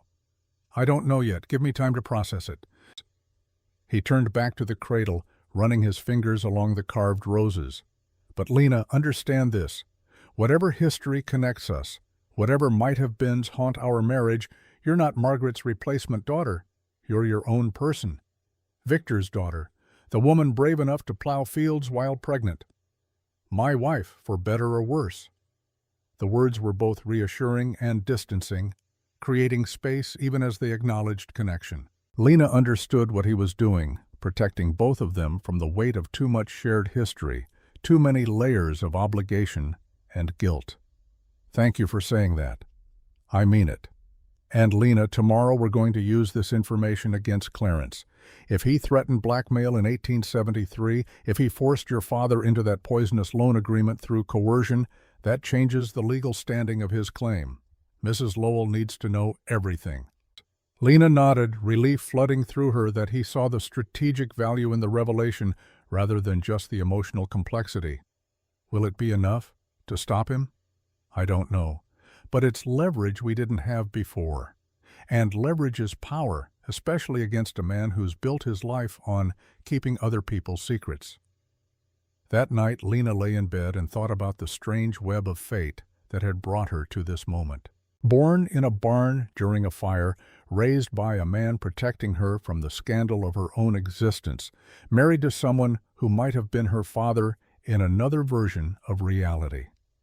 The baby kicked, strong and insistent, reminding her that the past was just prologue. What mattered now was the future they would build, the child she would raise, the partnership she and Cade were forging from necessity and slowly growing respect. Through the walls, she could hear Cade moving around in his room, restless with the same thoughts that kept her awake. Tomorrow they would turn this revelation into ammunition against Clarence Wade.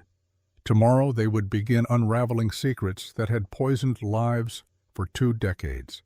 But tonight, they were just 2 people bound by promises and history, learning to navigate a marriage neither of them had anticipated, carrying ghosts neither of them could quite lay to rest.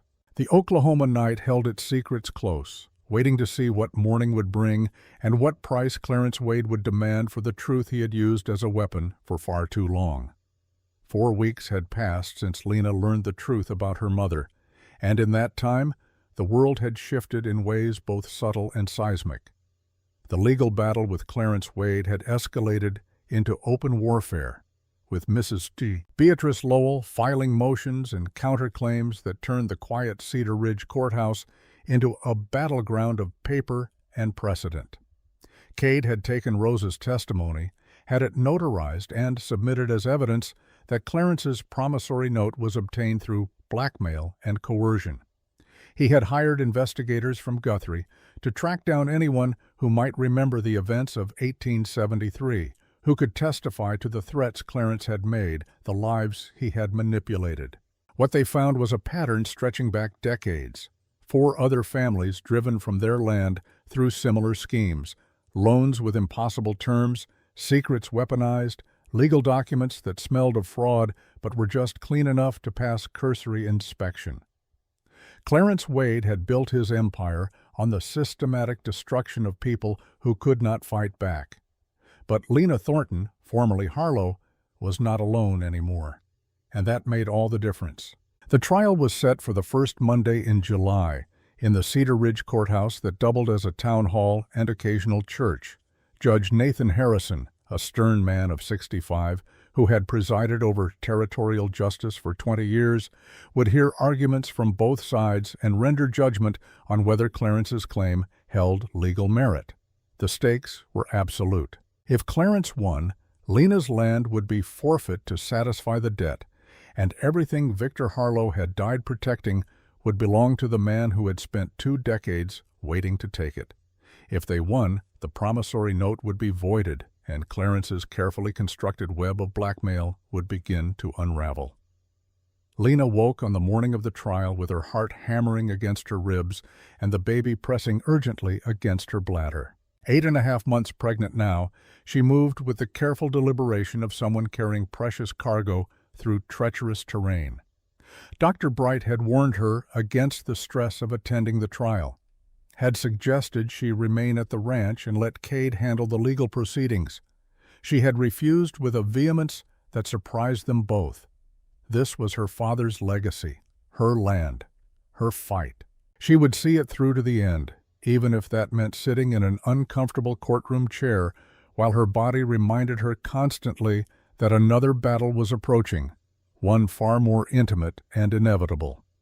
Rosa helped her dress in the best clothing they could find that still fit her changing shape, a dark green dress that Cade had purchased from the dressmaker in town specifically for this occasion. It was expensive, well-made, designed to announce that Lena Thornton was not some desperate widow scrambling for scraps, but the wife of one of the territory's most successful ranchers. Armor, Lena thought as Rosa fastened the buttons. They were going to war, and clothing was part of the strategy.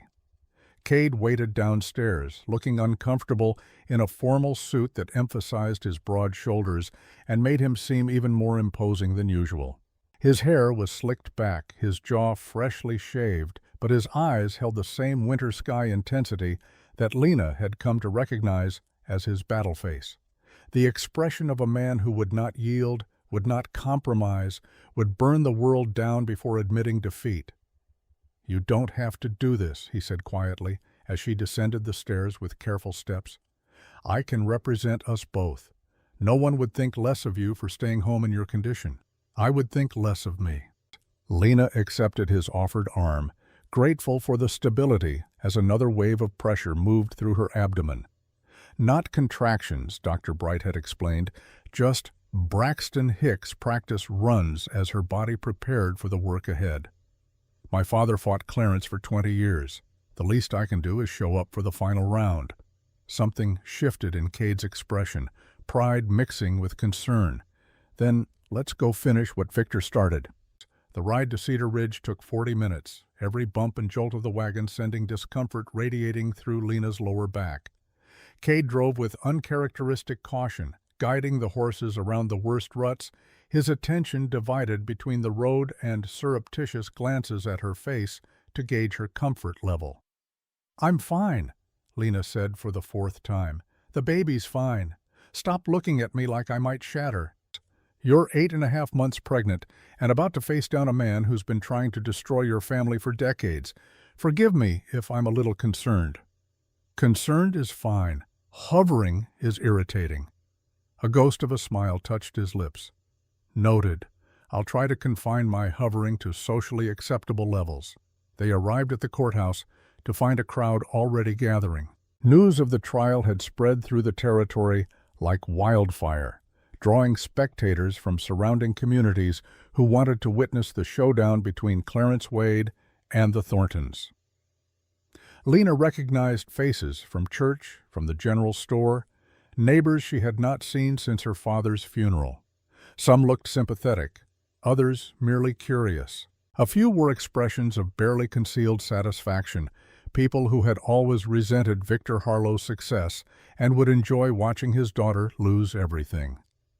Mrs. Beatrice Lowell met them at the courthouse steps. She was a woman in her 50s, tall and angular, with iron-gray hair pulled back in a severe bun and eyes that missed nothing. She had fought her way into the legal profession when women lawyers were barely tolerated, and her reputation for ruthless competence was legendary throughout Oklahoma Territory. Mr. and Mrs. Thornton, her handshake was firm, professional. "Are you ready for this?" "As ready as we'll ever be," Cade replied. "Good, because Clarence has brought reinforcements." She gestured toward a carriage pulling up across the street, where Clarence Wade emerged in an expensive suit that probably cost more than most families in Cedar Ridge earned in a year. Behind him came a man Lena did not recognize, carrying a leather briefcase that bulged with documents. "Who's that?" Lena asked. "Dutch Keller, lawyer from Oklahoma City, one of the best in the territory when it comes to contract law." Mrs. Lowell's expression was grim. "Clarence is taking this seriously." "So are we," Cade said, his hand finding Lena's and squeezing gently. "Let's go show him what a mistake looks like." The courtroom was already packed when they entered, every bench filled with spectators eager for drama. Judge Harrison sat at the front, his weathered face impassive as he reviewed documents spread before him. He looked up when Lena and Cade entered, his gaze lingering on her condition for a moment before returning to his papers. They took their seats at the plaintiff's table, Mrs. Lowell arranging her own documents with meticulous precision.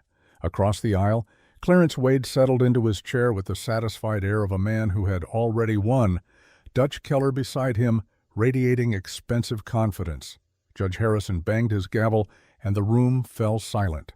"This court is now in session. We're here to adjudicate the matter of Clarence Wade versus the estate of Victor Harlow regarding collection of a debt allegedly owed per promissory note dated June 1883. Mr. Keller, you may present your opening argument." Dutch Keller stood, his movements smooth and practiced. He was a man built for courtrooms, with a voice that carried authority and a presence that commanded attention. "Your Honor, this is a straightforward matter of contract law. My client, Mr. Clarence Wade, extended a loan of $300 to Victor Harlow in June of 1883. The terms were clear and documented. Payment due upon Mr. Harlow's death, with 10% annual interest compounded. Mr. Harlow has now been deceased for approximately 3 months. The debt has come due. My client is simply seeking to collect what is legally owed." He produced the promissory note, walking it up to the judge's bench with theatrical precision. "You'll see, Mr. Harlow's signature is clear and unambiguous. The terms are stated plainly. There is no dispute about the validity of this document." Judge Harrison examined the note carefully, his expression revealing nothing. "Mrs. Lowell, your response?" Beatrice Lowell rose with equal theatrical flair, but her performance was underscored with genuine anger. "Your Honor, what Mr. Keller conveniently fails to mention is the context in which this promissory note was obtained. This was not a simple business transaction between equals. This was extortion, blackmail dressed up in legal language to give it the appearance of legitimacy." A murmur ran through the courtroom. Clarence's satisfied expression faltered slightly. "Those are serious allegations, Mrs. Lowell," Judge Harrison said. "I trust you have evidence to support them." "We do, Your Honor. We have testimony from multiple witnesses that will demonstrate Mr. Wade obtained this note through threats and coercion. We have documentation showing a pattern of similar behavior spanning 2 decades. And we have evidence that Victor Harlow, in fact, paid this debt in full 8 years ago, a payment Mr. Wade has deliberately concealed." Now Clarence's expression shifted to genuine alarm. He leaned over to whisper urgently to Dutch Keller, who stood again with forced calm. "Your Honor, these are desperate claims from desperate people trying to avoid a legitimate debt. We're prepared to demonstrate beyond any doubt that no such payment was ever made. Then let's proceed. Judge Harrison settled back in his chair. Mr. Keller, present your case. The next 2 hours were a master class in legal maneuvering. Judge Keller walked the court through the promissory note line by line, establishing its validity, demonstrating Victor Harlow's signature matched other verified documents. He called witnesses who testified to seeing Victor and Clarence conduct business together over the years, suggesting a relationship that would support the existence of a loan. But he avoided entirely the question of how that loan came to be, the circumstances surrounding it, the pressure that might have forced Victor's hand. When Mrs. Lowell's turn came, she started with Rosa Mendoza. Rosa took the stand with quiet dignity, her hands folded in her lap, her dark eyes steady as she faced the courtroom. Mrs. Lowell guided her through the events of 1873 with gentle precision, establishing Rosa's presence at the Thornton ranch, her friendship with both Victor Harlow and Margaret Thornton, her first-hand knowledge of what happened during and after the fire. Mrs. Mendoza, can you tell the court what Clarence Wade did in the days following the prairie fire? Rosa's voice was clear, carrying across the silent courtroom. He came to see Mr. Cade Thornton and Mrs. Margaret Thornton. I was in the next room cleaning, and I heard the conversation through the door. And what did you hear? Mr. Wade told them that if they tried to adopt the baby, Ayanna's baby, he would spread stories all over the territory. That he would say Victor Harlow and Ayanna had been carrying on an affair right under their noses. That Margaret's miscarriage was God's punishment for harboring sinners, that he would destroy their reputation and their business. A collective gasp rippled through the courtroom. Lena felt Cade's hand tighten on hers under the table. And did the Thorntons give in to these threats? They had no choice. They were young, just lost a baby. Their ranch was barely surviving.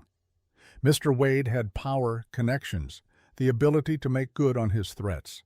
So they let Victor Harlow take the baby and homestead far enough away that people wouldn't make the connection. And the promissory note? When did that come into play? A few weeks later, Mr. Wade loaned Victor $300, money he needed to establish his homestead. But the loan came with conditions: that Victor never speak about what happened in 1873, that he never reveal Mr. Wade had threatened the Thorntons, that he keep silent about the blackmail for the rest of his life. Judge Keller shot to his feet.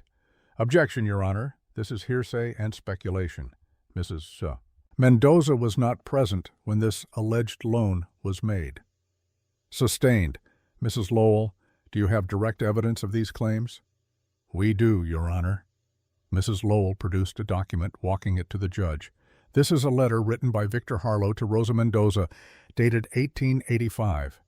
In it, he explicitly states that Clarence Wade forced him to take the loan as insurance, as a way to ensure Victor's continued silence about the blackmail. I have 3 handwriting experts prepared to verify this is Mr. Harlow's writing. Judge Harrison read the letter carefully, his expression growing increasingly troubled. Mr. Keller, your response? Your Honor, even if we accept this letter as authentic, it doesn't change the fundamental fact that a loan was made and a debt exists. The circumstances of the loan's origin don't negate the obligation to repay. They do if the loan was obtained through illegal coercion, Mrs. Lowell shot back. Contracts signed under duress are not enforceable, Mr. Keller. You know that as well as I do. Judge Harrison held up a hand. I'll rule on that legal question after hearing all the evidence. Continue, Mrs. Lowell. She called witness after witness, building a damning picture of Clarence Wade's decades of manipulation. Former neighbors who had lost land under similar circumstances. Business partners who had been threatened into unfavorable deals. A pattern so consistent, so methodical, that it could not be coincidence.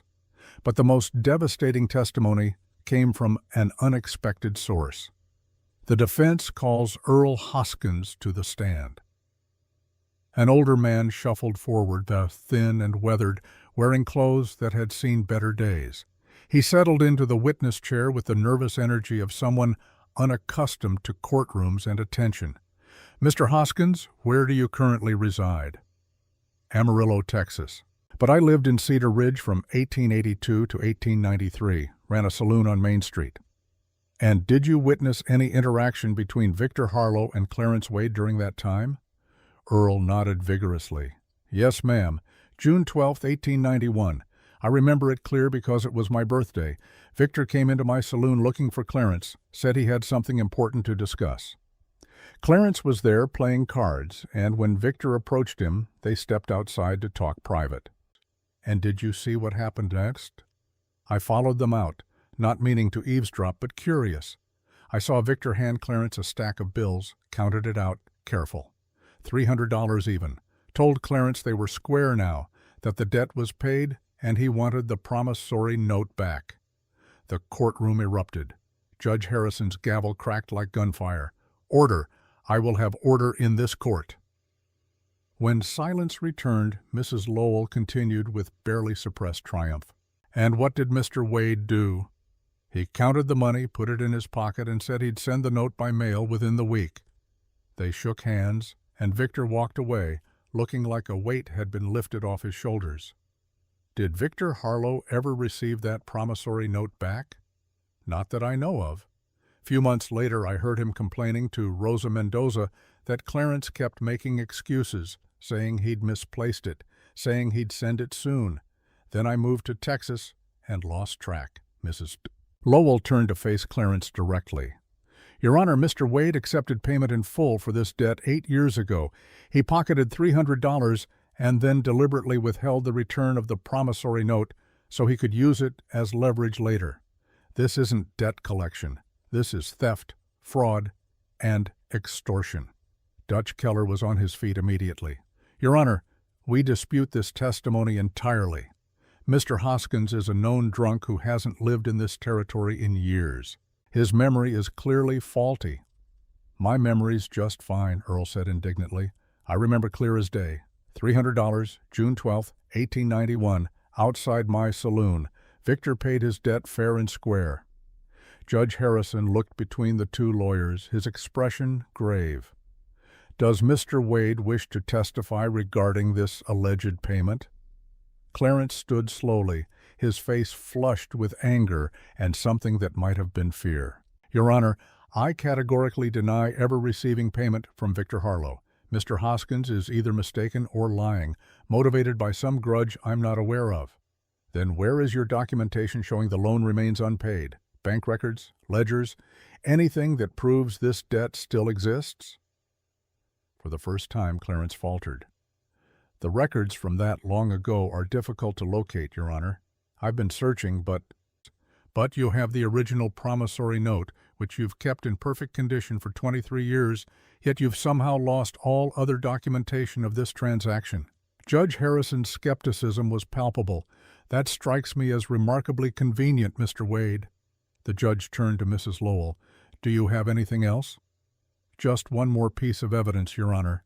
We've obtained bank records from Guthrie showing that on June 15, 1891, Clarence Wade deposited exactly $300 into his personal account. The timing matches Mr. Hoskins' testimony perfectly." She produced the bank statement, and even from across the room, Lena could see Clarence's face go pale. Judge Harrison examined the document with the careful attention of a man who understood he was looking at the linchpin of the entire case. "Mr. Keller, I'm going to give you and your client one opportunity to explain how Mr. Wade came into $300 on the exact date your alleged debtor claims to have paid him if this payment never actually occurred." Dutch Keller huddled with Clarence, their whispered conversation urgent and increasingly desperate. Finally, Keller stood. "Your Honor, we request a recess to locate additional documentation that might clarify this discrepancy." "Request denied." "You've had weeks to prepare your case, Mr. Keller. I'm not delaying justice because your evidence is inconveniently absent." Judge Harrison's voice was hard, final. "Based on the testimony and documentation presented here today, I'm ruling as follows." The courtroom held its collective breath. The promissory note in question was obtained through coercion and blackmail. rendering it unenforceable under territorial law. Furthermore, credible evidence suggests the debt was paid in full in 1891, and Mr. Wade fraudulently withheld acknowledgement of that payment. Therefore, I'm voiding the promissory note entirely and dismissing Mr. Wade's claim against the Harlow estate with prejudice. Relief crashed over Lena like a physical wave. The courtroom erupted in noise, some cheering, others protesting, chaos descending as Judge Harrison's gavel cracked repeatedly. Furthermore, the judge continued, his voice cutting through the din, I'm referring this matter to the territorial prosecutor for investigation into possible criminal charges against Clarence Wade for fraud, extortion, and blackmail. This court is adjourned. Clarence stood frozen, his face a mask of shock and rage. Then his eyes found Lena across the room, and the hatred in them was so pure, so concentrated that she actually flinched. This isn't over, he said, his voice carrying despite the noise. You think you've won, but you've just made an enemy you can't afford, Mrs. Thornton.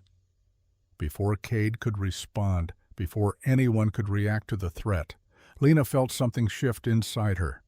A sensation like water breaking, warm liquid spreading down her legs, soaking through her dress, in a rush that left no doubt about what was happening. Cade, she gasped, gripping his arm with sudden, desperate strength. The baby. It's coming. The color drained from Cade's face. Now? Right now? Yes, now. Another sensation, this one unmistakably a contraction, seized her abdomen with vicious intensity. Lena doubled over, crying out, despite her attempt to remain stoic. The courtroom chaos shifted focus immediately. Dr. Bright pushed through the crowd, his medical bag already in hand. Get her to my office, now. We don't have time to make it back to the ranch. Cade swept Lena into his arms without hesitation, carrying her toward the door while people scrambled out of his way. Through the pain and fear, Lena caught one last glimpse of Clarence Wade standing in the courtroom, his expression unreadable as he watched his enemy being carried away to face a different kind of battle entirely. The walk to Dr. Bright's office was a blur of pain and barely controlled panic. Contractions were coming faster than they should, harder than Lena had imagined possible. Rosa appeared from somewhere, her calm presence an anchor in the storm, her voice a steady stream of Spanish endearments and encouragement. Almost there, mija. Just breathe. The baby knows it's time. Your body knows what to do. Dr. Bright's office was small and cramped, never designed for childbirth, but it would have to suffice. He directed Cade to lay Lena on the examination table, then shooed him firmly toward the door. You wait outside. This is women's work. I'm not leaving her. Cade's voice was steel, immovable. Mr. Thornton, I don't have time to argue with you.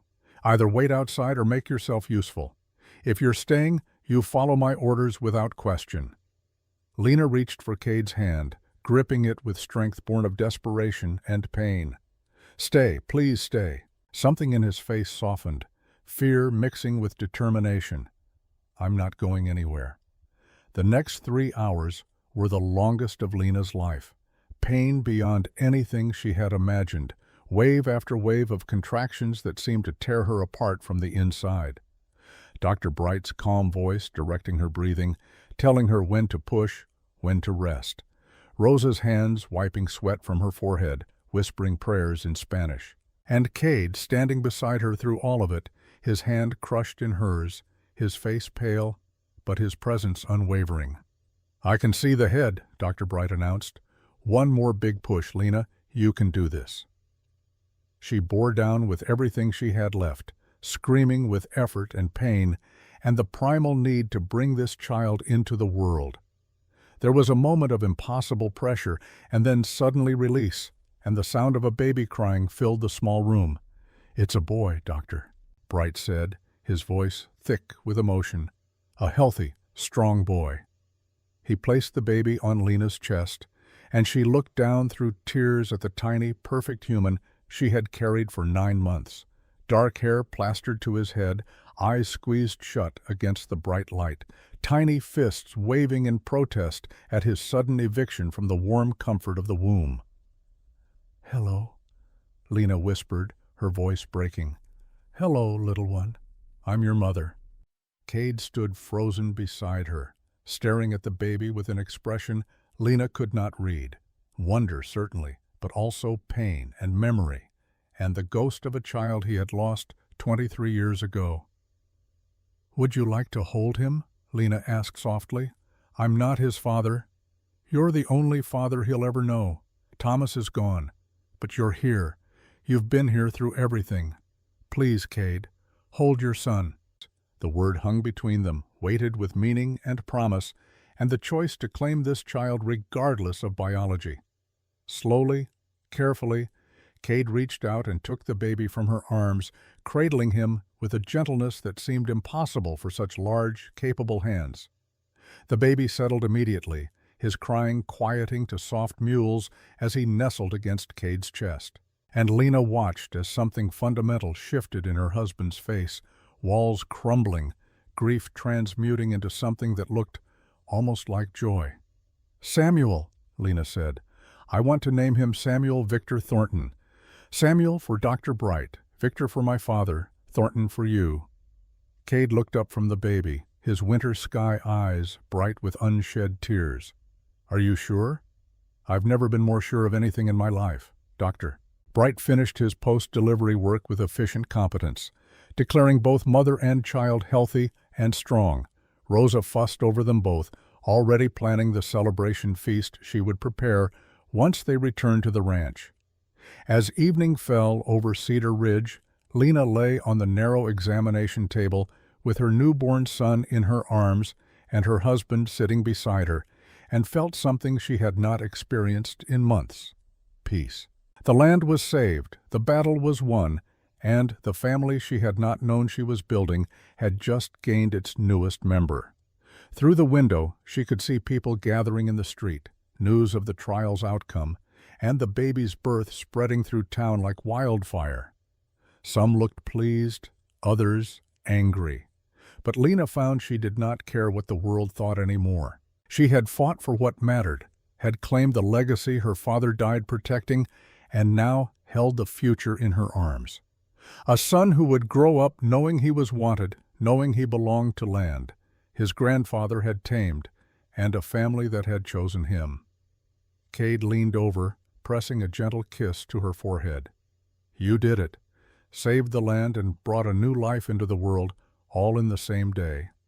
I don't know whether to be impressed or terrified." Lena laughed, the sound exhausted but genuine. Both. Definitely both.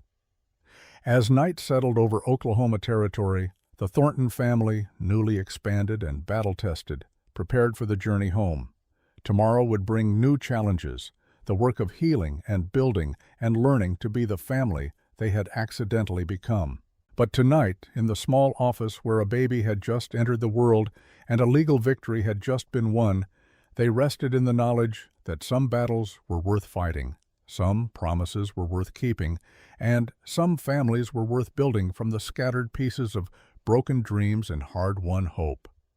1 year later, summer had transformed the Oklahoma Territory into a patchwork of gold and green, the wheat harvest coming in stronger than anyone could have predicted. Lena stood at the edge of her father's land, now legally and irrevocably hers, watching the hired crew bring in the last of the crop. Samuel, balanced on her hip at 13 months old, pointed at the workers with chubby fingers and babbled enthusiastically in the nonsense language only he understood. "Yes, baby," Lena said, kissing the top of his dark head. "That's our wheat, your grandfather's wheat, growing strong just like you." The past year had been one of transformation and hard-won stability. After the trial, Clarence Wade had left Cedar Ridge in disgrace, his reputation destroyed by the exposure of decades of manipulation and fraud. The territorial prosecutor had filed criminal charges, and rather than face trial, Clarence had sold his remaining holdings and disappeared somewhere into Texas or beyond. Good riddance, most of the territory agreed. Some cancers were better excised than tolerated. Lena had thrown herself into working both her land and helping manage Cade's ranch, learning the balance between motherhood and the constant demands of frontier agriculture. Samuel had proven himself a remarkably easy baby, content to be carried in a sling while she worked, napping in a basket at the edge of whatever field required attention. Rosa had taken to grandmother status with enthusiastic devotion, spoiling the boy shamelessly and teaching him Spanish songs before he could properly speak English. Dr. Bright visited weekly, charting Samuel's growth with the proud satisfaction of someone who had delivered the child and felt personally invested in his thriving. And Cade. Cade had become the father Samuel needed in ways Lena had not quite anticipated. He was patient when the baby cried through the night, gentle when teaching him to pet the horses without fear, fiercely protective when anyone in town made comments about the child's questionable parentage. Watching them together, Lena often forgot that they did not share blood. What they shared was something deeper: choice, commitment, love that had grown slowly from partnership into something more genuine than many families built on biological connection alone. The marriage itself remained a work in progress. They still maintained separate bedrooms, though the distance between them had lessened considerably. There were nights when Cade read to her while she nursed Samuel, his deep voice wrapping around them like a blanket. Mornings when they worked side by side in comfortable silence, no longer needing words to communicate. Moments of laughter over dinner when Samuel did something particularly charming or ridiculous. And occasionally, when Lena caught Cade looking at her with an expression she could not quite name, she wondered if partnership was slowly evolving into something neither of them had planned for, but both were beginning to want. "Mrs. Thornton," one of the workers approached, hat in hand. "We're finishing up the east field. Should be done before sundown. Best yield I've seen in 5 years. Thank you, James. Make sure the men know there's bonus pay for everyone this year. Good harvest means we can afford to share the wealth." After the worker left, Lena shifted Samuel to her other hip and walked toward the small rise where her father's grave stood. She made this pilgrimage at least once a week, sometimes more when decisions weighed heavy, or she needed the comfort of talking to someone who could not answer, but somehow still listened. The wooden cross had been replaced with a proper headstone, Cade's gift on the first anniversary of Victor's death. Simple granite, carved with words that captured the essential truth of the man. Victor Harlow, 1845 to 1893, he made the desert bloom beloved father. "Hi, Papa," Lena said softly, settling onto the grass beside the stone. Samuel immediately tried to grab the flowers she had brought, purple wildflowers that grew along the creek. She let him hold one, guiding his hand gently away from his mouth when he tried to eat it. "The harvest came in good this year. You'd be proud. All that work you did improving the soil, it's paying off now. And Samuel here, he's growing like a weed, walking already, getting into everything." She paused, emotion tightening her throat. "I wish you could have met him. Wish you could have seen that everything you fought for, everything you sacrificed, it mattered. We're still here, Papa, still working this land. And we'll keep working it for as long as the dirt will have us." Samuel squirmed, wanting down to explore. Lena set him on the grass, where he immediately began pulling up handfuls of green and stuffing them experimentally into his mouth. She rescued him before he could actually consume anything harmful, redirecting his attention to the flowers instead. "Lena?" She turned to find Cade approaching on horseback, silhouetted against the afternoon sun in a way that made her breath catch. He had rolled up his sleeves against the heat, revealing forearms tanned dark from outdoor work, and his hat was pushed back, showing hair that was slightly too long, curling at the ends in a way he would probably have cut if he had time to care about such things. He dismounted smoothly, letting his horse graze while he joined them by the gravestone. Samuel saw him and immediately abandoned the flowers, crawling rapidly toward the man he had learned to call Da before he could properly say anything else. Cade scooped him up, tossing him gently into the air and catching him, while Samuel shrieked with delighted laughter. "There's my boy. Are you helping your mama visit your grandfather?" "He's more interested in eating grass than paying respects," Lena said with a smile. "But I suppose at 13 months, that's about what we can expect." Cade settled beside her, Samuel now contentedly playing with the buttons on his shirt. They sat in companionable silence for a few moments, watching the sun paint the western sky in shades of amber and rose. "I finished the new barn today," Cade said finally. "Miguel and the crew did excellent work. It's twice the size of the old one, should handle storage for both properties easily." "Both properties," Lena repeated, tasting the words. After the trial, after Samuel's birth, she and Cade had made the decision to merge their holdings into a single operational unit. Her land remained legally separate, protected in trust for Samuel, but they worked it together now, pooling resources and labor. It made practical sense. But it also felt like something more. A declaration that what they had built was real, permanent, worth investing in for the long term. "I was thinking," Cade continued, his tone careful in the way it got when he was broaching a subject he was not sure how she would receive, "we should probably update the property sign, the one at the main gate. It still just says Thornton Ranch." "What would you want it to say?" He was quiet for a moment, his fingers absently stroking Samuel's hair. "Harlow Thornton Ranch, or Thornton Harlow. I'm not particular about the order, but it should reflect what this place actually is. A combination of what we both brought to it." Lena felt warmth spread through her chest, emotion making her eyes prickle with tears she refused to shed.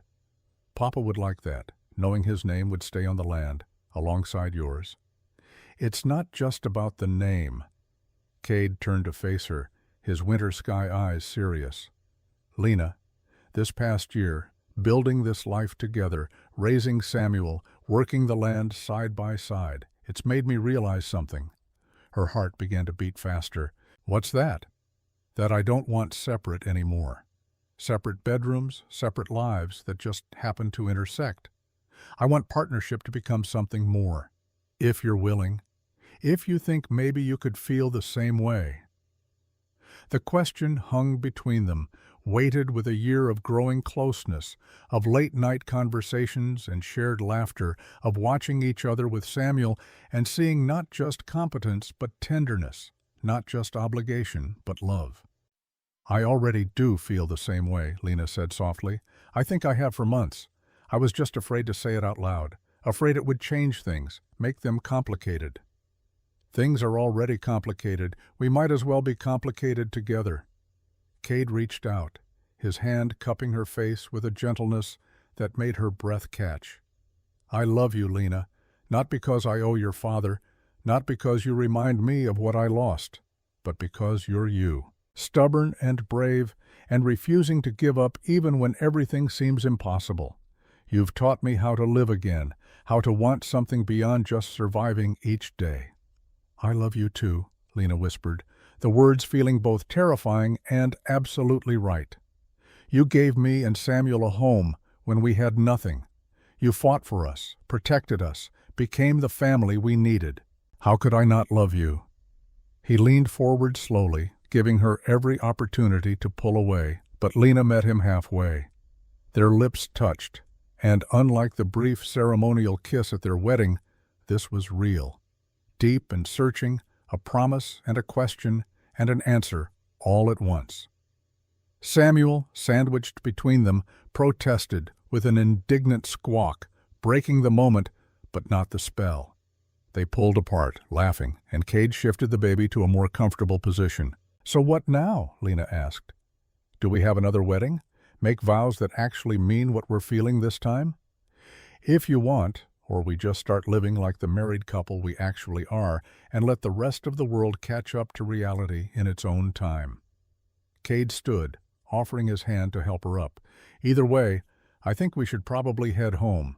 Rosa's been cooking all day, and if we're late for dinner, she'll never forgive us." Home. The word resonated through Lena in ways it never had before. Not her father's house, not Cade's ranch, but their home. The place they had built together from grief and necessity and slowly growing love. They rode back together, Samuel secured in front of Cade on the saddle, Lena on her own horse beside them. The sun was setting in earnest now, painting the entire territory in shades of gold and crimson, the kind of sky that made you believe in new beginnings and second chances. Rosa met them at the door, her face creased with delight when she saw them arrive together. "Finally! I was beginning to think you'd forgotten how to tell time. Dinner's been ready for 20 minutes, and I won't have my hard work going cold because you two are—" She paused, her sharp eyes taking in something in their expressions, the way they stood just a little closer than before. "Ah, I see. Well, it's about time. I was beginning to think I'd have to lock you in a room together until you figured it out." "You're very subtle, Rosa," Cade said dryly, but he was smiling. "Subtle is for people with time to waste. I'm too old for subtle." She took Samuel from Cade's arms, cooing at him in Spanish. "Come, mijito. Let's get you fed while your parents finish whatever conversation they've clearly been having." After she disappeared into the house, Lena and Cade stood on the porch watching the last light fade from the western sky. "There's one more thing," Cade said, "about the land, about the future. I want to make sure Samuel inherits everything, not just your property, but mine too. I want him to have the full ranch, the whole operation. I'm going to update my will to reflect that." Lena turned to him, surprise and gratitude warring in her chest. "Cade, that's too much. He's not even your biological son. He's my son in every way that matters. He calls me Da. He runs to me when he falls down. He looks at me like I hung the moon and stars." Cade's voice was rough with emotion. "And more than that, I want him to have what neither of us had: security, options, the knowledge that the land his family built will always be there for him, no matter what." "Then we build it together," Lena said firmly. "Not just for Samuel, but for the children who might come after. For the family we're creating from all the broken pieces we started with." "Children," Cade repeated, his eyebrows rising. "Plural?" Lena felt heat rise in her cheeks, but she did not look away. "Well, Samuel should probably have a sibling or two, and now that we're actually going to be married in more than just legal terms—" She let the implication hang. Something heated and promising flickered in Cade's expression. "I think that can be arranged, though maybe we give it a few months. Let Samuel get a little older before we add another baby to the chaos." "A few months sounds reasonable."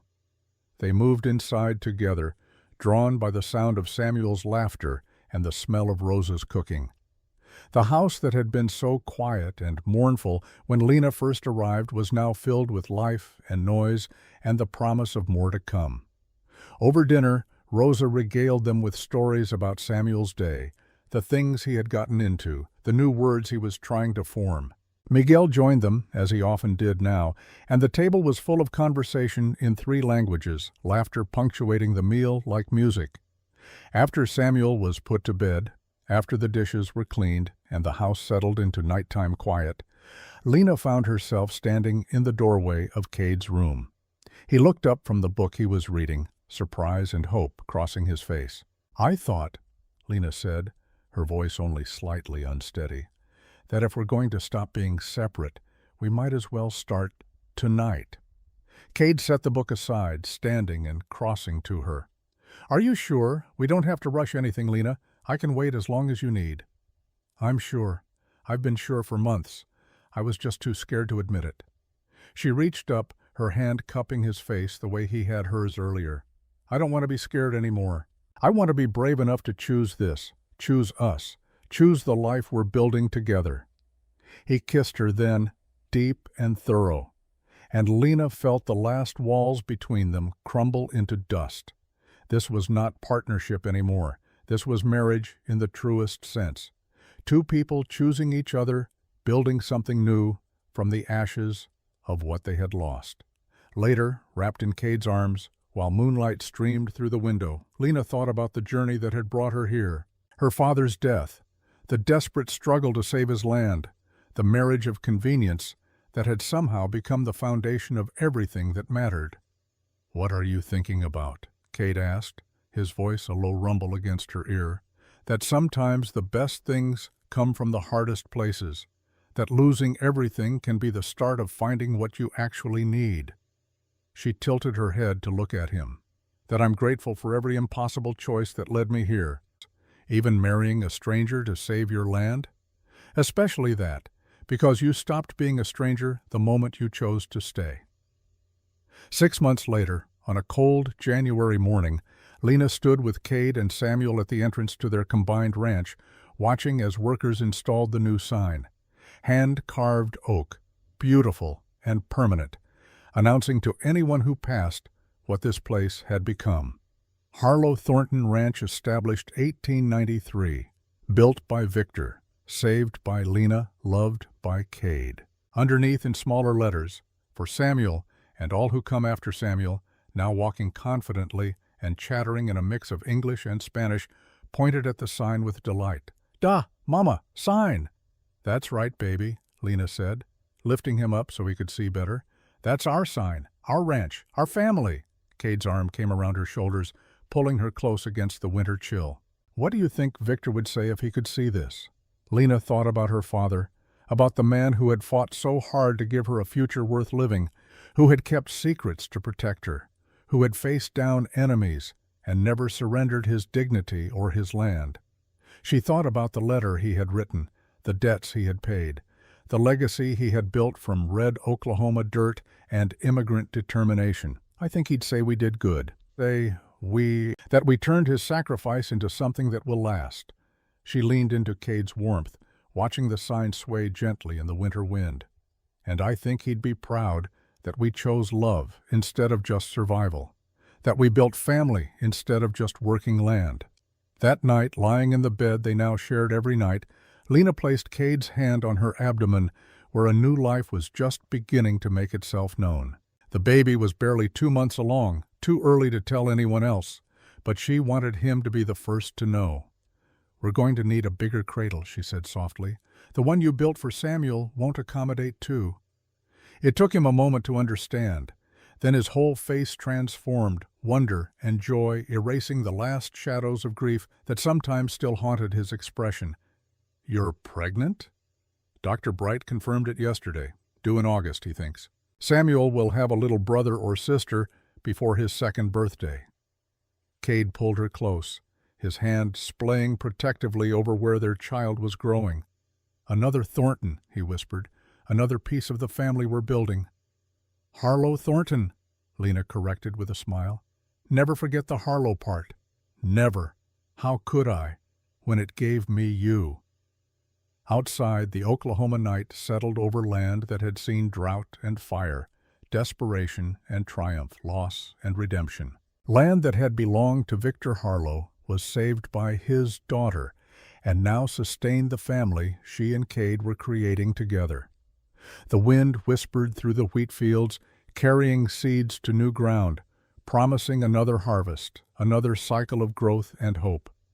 And in a house that had once echoed with loneliness, a family slept in peace, knowing they had fought for what mattered and won something more precious than land or money or pride. They had won each other. And in the hard territory that demanded everything and gave back only what you earned through blood and sweat and stubborn refusal to surrender, that was victory enough to build a legacy on. The land would endure, the family would grow, and the story that had begun with desperation and necessity had transformed into something neither of them had imagined possible. Love, hard won and honestly earned, was worth fighting for, after all. The end.